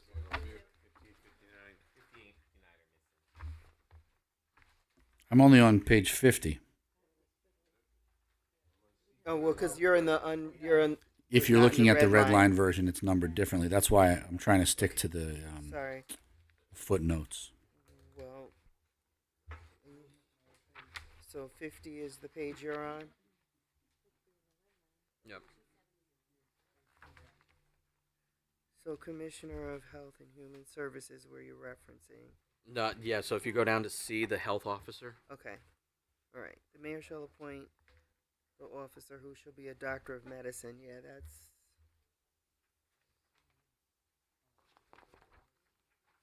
that's not necessary, and we should change that. What would be the And I would recommended say change? that it should be in line with the statutory requirements, you know, with the same language as the state statute, which I can't recall what it says now, but you just have to have a public health degree, I believe. So I move that we update the language in Section 6C under Health Officer to include language that is in line with the Connecticut state statute for that required role. Second. May I offer just a friendly amendment on the wording of that? Sure. I would suggest that we amend it to say the mayor shall appoint health officers who shall meet the qualifications outlined in Connecticut General Statute, and then whatever the number is. Okay. For health officials. Yeah, whatever the appropriate statute We'll is. find this Yeah. citation. So just who shall meet the qualifications as specified in. Would you mind making that amended motion? I don't mind making that amended motion. Thank you. Do I have a second? Second. Second from the other nurse. Any discussion? All in favor? Aye. Aye. Any opposed? Abstentions? Motion carries.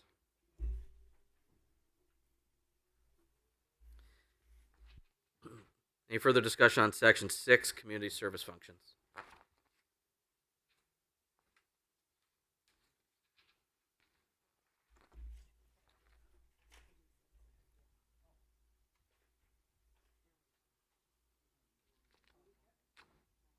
Councilwoman Tucker?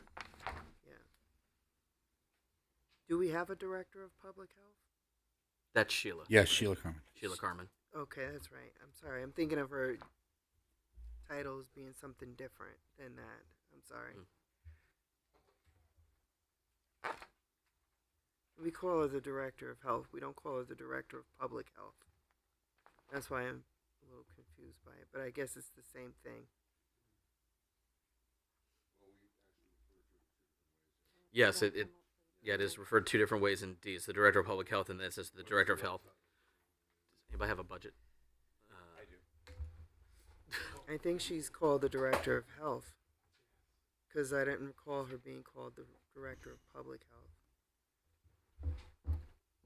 Thank you, Councilman. because it has a bigger scope, right? I mean,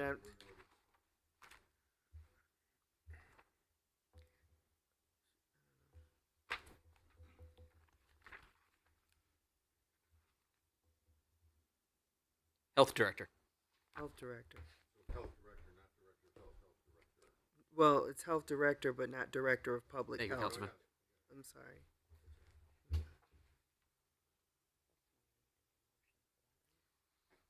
Do we need a motion for that, or can that just be a Scrivener's change? You'll fix it? Thank you.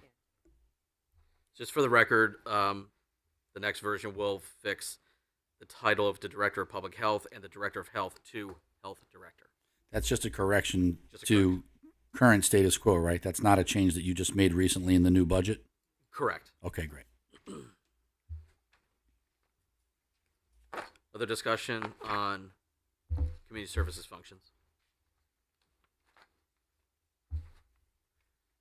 Discussion on public safety functions?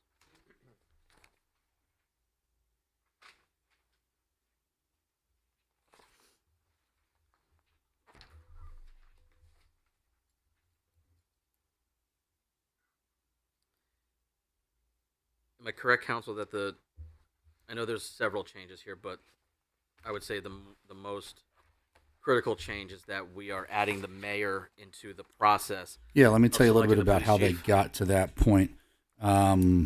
Footnote 243. Chief of Police shall be appointed by the Board of Police Commissioners with approval of the mayor for an indefinite term. That was brought up in one of our last sessions after public hearing because that same mirrored provision appears with regard to the fire chief. And so there was question as to why one would and one would not be subject to approval of the mayor. So that's why you see that language proposed by the CRC. Councilwoman Heffernan? If all things are to be equal, I think the fire chief had 12 months to move to West Haven. Not 6 months. I don't know.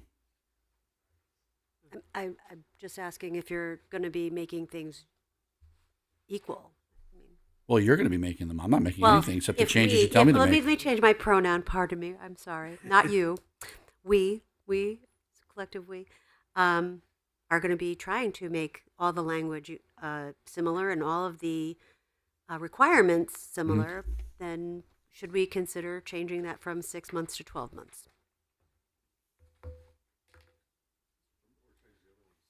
Yeah, either way. Sorry. I think 12 months seems to be more flexible, giving someone time to move. Moving is very difficult, Yeah, and finding a place to live can be very difficult now with the housing shortage situation. I think 12 months is more reasonable and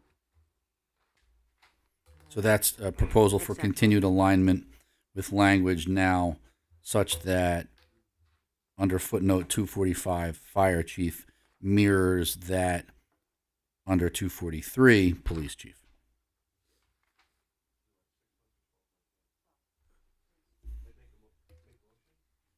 I'd like to make a motion to change the section 2 to chief of police being appointed within 12 months of such appointment, move to West Haven. Just for clarification, it's actually section 7, Oh, subpart 1. B1. It was formerly section 2. Sorry. Sank my battleship. Do I have a second? Second from Councilman Ronan. Thank you. Thank you, Chairman. Are you good? Any discussion? All in favor? Aye. Any opposed? Abstentions? Motion carries.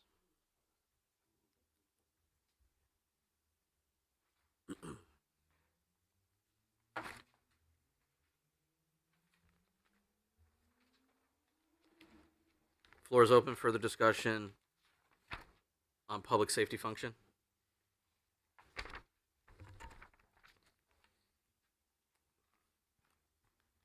Council, I see that the entire section for the Department of Fire Protection is new. Were there any substantive changes to what the current charter says, or were we just aligning it to fit within this one section?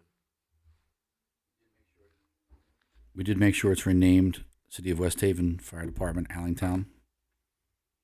That hadn't been consistent all the way through.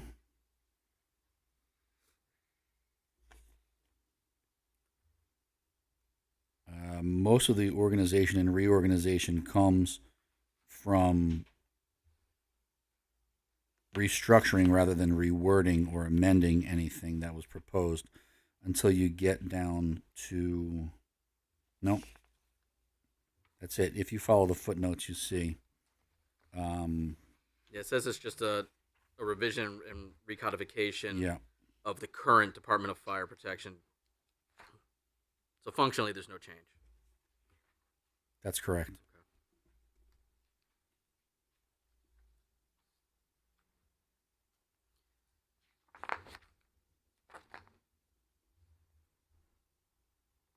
Last time, floor is open. Any discussion on Department of Public Safety functions? Moving on, Section 8, Land Use and Planning Functions.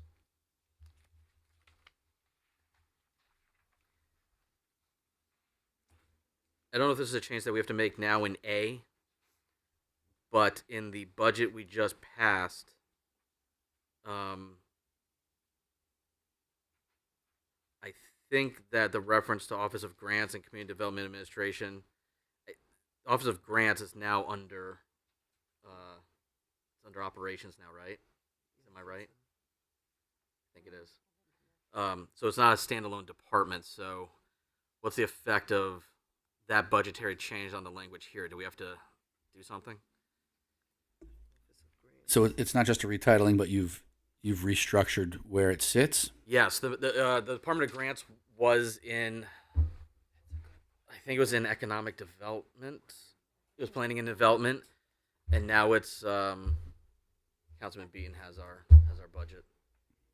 Thank you for being prepared. We'll have Yeah. to have it removed there because this is the land use and planning functions portion under the Planning and Development Commission. But where does it live now?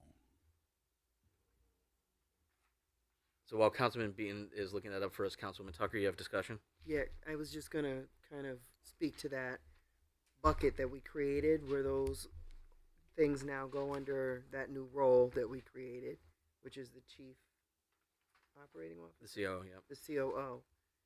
That's not in here that I've seen so far yet, is it?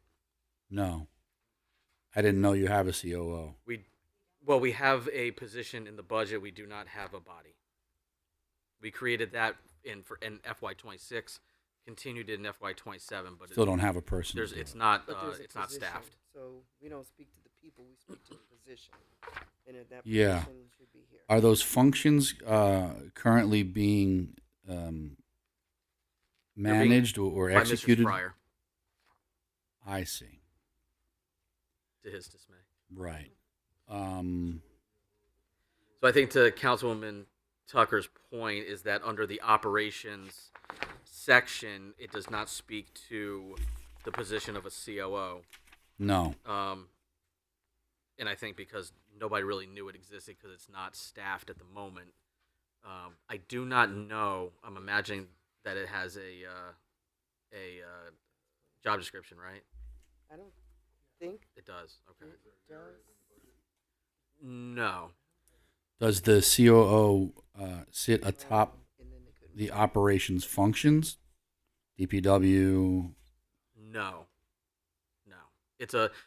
So the city, I think in FY26, created an operations budgetary grouping of functions.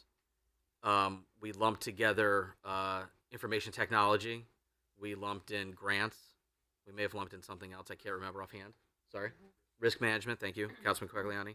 Under this umbrella for budgetary purposes, and the mayor had requested in FY26 that we authorize the creation of a COO to handle those, oversee those departments, those functions, and then I would imagine some sort of special projects to take that workload off of Mr. Spryer.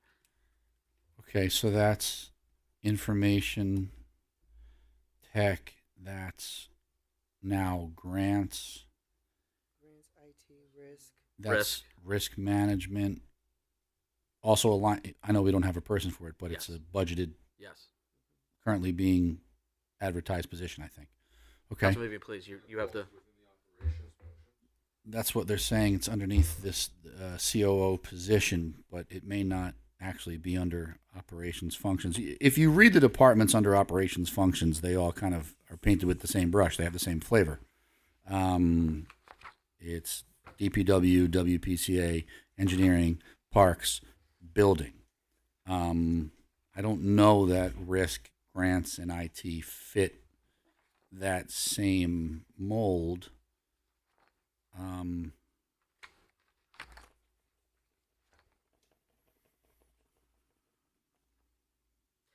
I would agree with you that they don't, except that they share the word operations.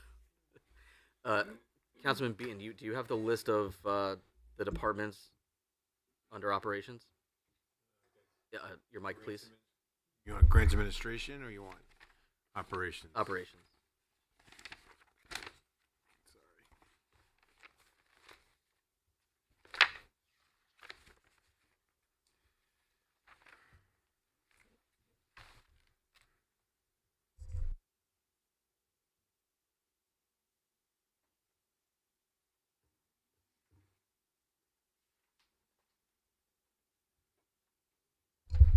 All right, we have Chief Operating Officer, Risk Manager, IT Manager, IT Infrastructure Supervisor, IT Network, IT Help Desk, Junior Help Desk, and Network Security Engineer. So it's the IT department in its totality, the risk manager, and then the COO is under that department. And grants is separate now? Yes. Okay. That's right, because now Olivia is the director of that department. Yep. Okay. So we'll use her name because it's a shorthand, but by Olivia, you just mean the grant director. What's her actual title now, Councilman Beaton? Don't be sorry. You were the only one that's prepared for tonight's with this. Yeah.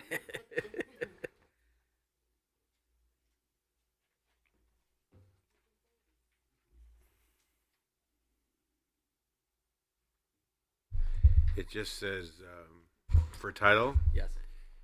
Director of Grants and Strategic Initiatives. Okay, so GSI, Grant Strategic Initiative, sounds like that's a newly created department, and she's the director, Yes. whether she's a department of one or not. You're, It does say new position of Director of Grants and Strategic Initiative created in lieu of Grants Director. Okay. We do have another section that says other departments, and we can add hers as we. You may remember the conversation we had regarding why the CRC might want to remove. Again, I'll use her name since it's a shorthand, but Danielle, who is our WPC commissioner, out from underneath, essentially reporting to engineering. And we created in the charter and in your budget a separate department that is headed by her. It sounds like this you did the same thing in the budget for that GSI position, so we'd probably do the same thing here. I just don't have all of it all in one place to propose what it would look like. I didn't realize you had done that in the budget. So that is not under the COO though. That would be a standalone, and now COO has risk manager, risk management, and IT director under that. Is that right? And the COO serves at the appointment of, direction of, pleasure of the executive? I would imagine that's the case, yes. Okay. This is the best and only shot you have to really craft language, because once it goes back to the other body, then when it comes over, you either say yes or no. So I'm going to propose setting that aside a little bit, and let's find out exactly from other people that aren't in the room now what it should say, who has what authority, and how they get to those positions. Because I think right now, thank you for having the budget. That's Yes. the only guiding light I've got right now. But I don't want to say any more and spend any more time if we have to backtrack.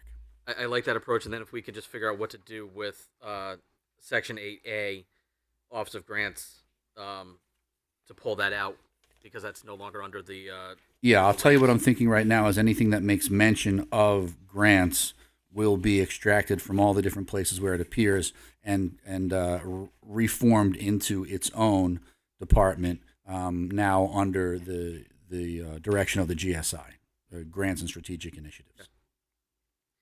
Any further discussion on Section 8?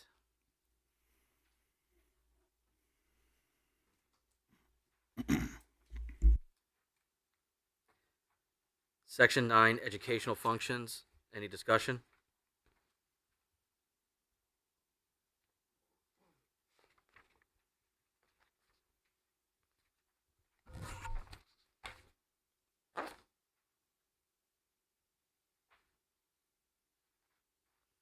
Attorney Cassini, I want to make clear, just for anybody that's watching, subsection C3.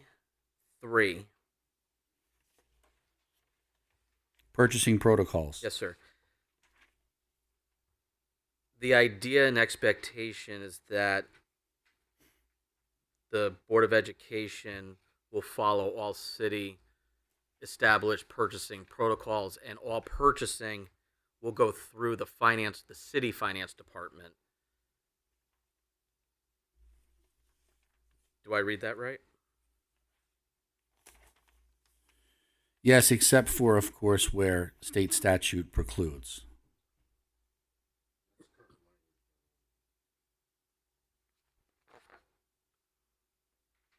Just for the record, that Attorney Becknick said that that's current language. That's Sorry, not, I'll say yes, that. Yeah, totally louder. fine. Purchasing Covered. protocols, the subsection that you're calling out is a carryover from the charter as it exists today. That's not proposed new language or alteration of existing language.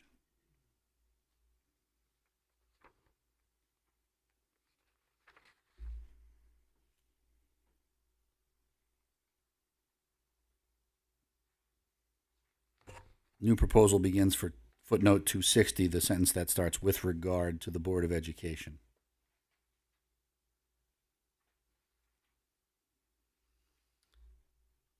I have a comment, possible proposed change on Section 4. Reporting requirements. Yes. Small I, a monthly comparison of actual and estimated expenditures. this may be an overkill, and I'm certainly willing to accept that. But I had some proposed language to add, which such comparison shall be submitted in sufficient time to be included in the Department of Finance's monthly report pursuant to Chapter 7, Section 3A2, 3Is. The purpose of that would be to ensure that the Education Department submits its budget versus actual in time for the Finance Department to put it into its monthly report to the City Council, which is due the second meeting of the month. That way it's... So functionally, that would go from the school district to their school district finance director to the city side finance director in time for that to be reported to you in that monthly report back. Correct. I think that makes perfect sense. I'd like to make a motion.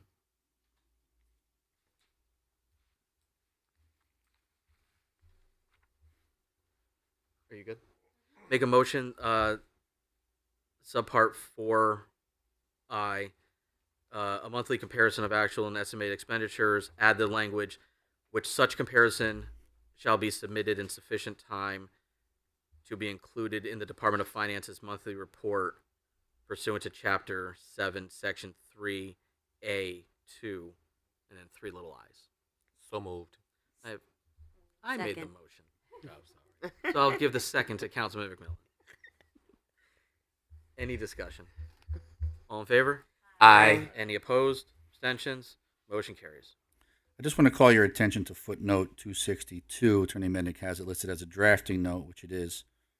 It's a reference to existing state statute. Yes, each and everything that you see that we're asking of departments or of this department is required by state law. Now we're putting it into requirements by the city of West Haven as well.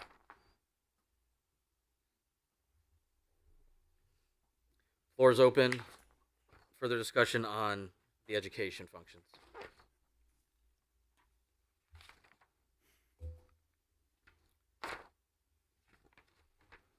Section 10, public library functions.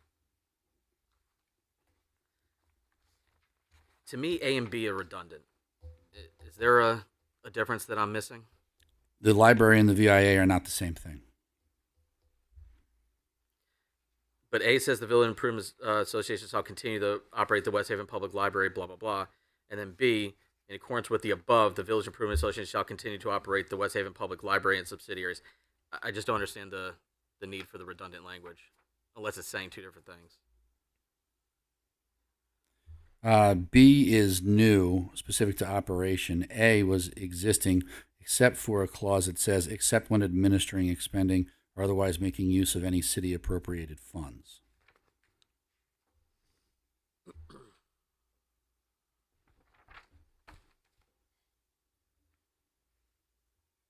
So the last sentence of each of them is specifically redundant, as I read it.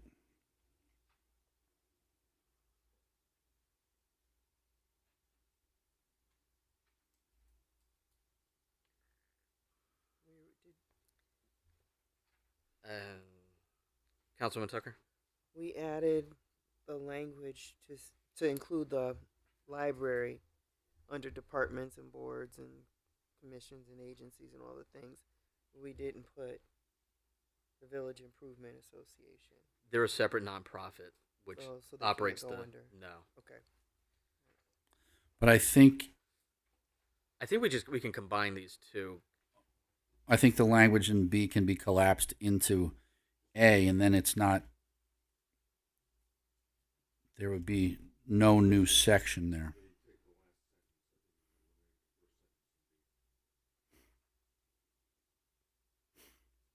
So, according to Attorney Mednick, we could take the last section of... I'm sorry.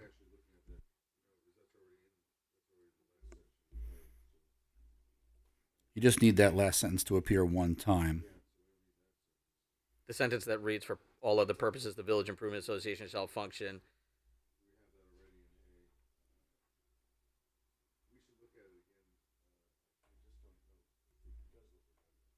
Yeah, the only actual effective change is the subordinate clause that begins after the word heretofore, except when administering, expending, or otherwise making use of any city appropriated funds. Other than that, whether it's under the auspices of the library or the at-large VIA, I think everything that's being done by B is also carried by A above. So I may be splitting hairs, but I don't think I am. There's a difference between the West Haven Public Library and the Village Improvement Oh, I Association. know. I said that when we started. You did. I'm agreeing with you. So this says that for all other purposes, the Village Improvement Association shall function and shall be considered the same as the other departments in the municipal government. Is that correct? Or should that be the West Haven Public Library? Because I think that was to Councilman Tucker's point, is that we're sort of including the VIA. I don't know if we can do that. Yeah, I take your point. What I think we should do is say that the Village Improvement Association continues to operate the library in the same manner and under the same authority as heretofore, except when, and then B, the operation of West Haven Public Library should say, for all other purposes, the West Haven Public Library shall function. ... Right. So A is saying that the VIA operates the West Haven Public Library. Yes. B says that the West Haven Public Library shall be operated like any other department in West Haven. Yes, except for the fact that A specifically says that they can do it the way they've been doing it forever if they use that other pool of money. Yep. Except when administering, expending, or otherwise making use of any city appropriated funds. That's when it must adhere to all the procurement, hiring, firing, contracting, etc. Got it. So what do we change in order to accomplish that? I think that B now says, for all other purposes, the West Haven Public Library shall function and shall be considered the same as the other departments in the municipal government.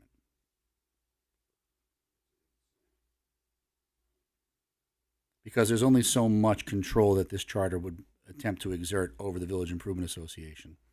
If they had an endowment that grew, then they could use that funding for anything they want. The charter in this body doesn't have the power of any purse strings that don't tie to the money that's granted by the taxpayer.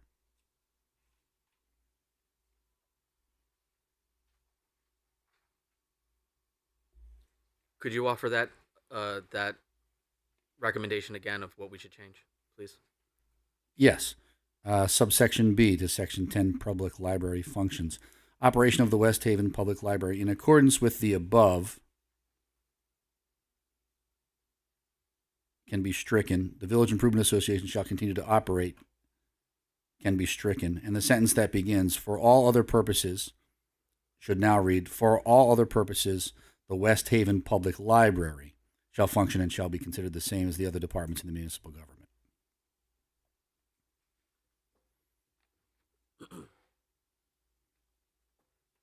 May I have a motion to, I'm sorry, what?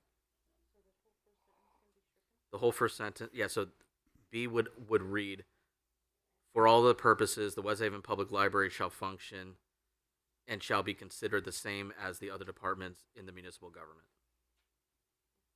Right? I'm sorry? Governments in the city. No. So it'll read for all, so B will read, for all of the purposes, the West Haven Public Library shall function and shall be considered the same as the other departments in the government of the city. No, in the city, capital C, city.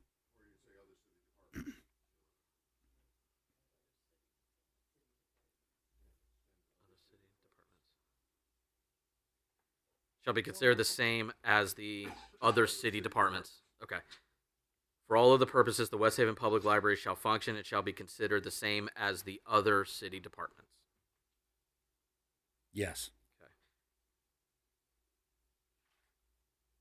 I will entertain a motion to make that recommendation to the CRC. Motion. I have a first from Councilwoman Heffernan, a second from Councilwoman Tagliatella. Give the clerk a moment.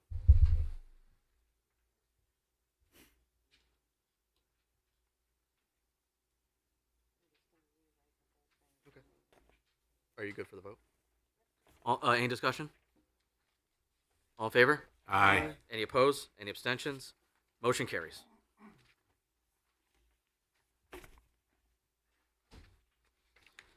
You're getting down to the end of it, and I know we're all tired, but each of these next chapters, 8 and 9, they probably can be dealt with in short order. I would agree. We already did the work on the budget, and then a lot of the other items are kind of, I don't know what the right word is, but stuff that A, hasn't changed in forever, and B, I don't think that we do. I personally have discussion under the Code of Ethics section, and it's 10:30. So I'm happy to table that until Monday. If everybody wants to go home, or we can wrap this up, I don't personally care. I'll leave it to the group. Councilman Mackey wants to go home. Motion to adjourn. I have a motion to adjourn. Second. Time is 10:31. Just before we adjourn, just for the record, 2 housekeeping matters, ladies and gentlemen. I have renoticed the meeting for Monday the 15th to start at 6 o'clock instead of 6:30. And I will be noticing a special meeting for next Wednesday at 6:45. My expectation is that we will convene immediately following the public hearing, just to make sure that we are in good shape. That way, after the public hearing, just in case we have any overflow from Monday, because we're going to be dealing with some big items. So I just want to make sure that we have enough time to deal with all that, because Thursday is our final vote. So I'll be noticing a special meeting for 6:45 on Wednesday. With that, the time is 10:31. I thank everybody. Thank you for the pizza. We are adjourned.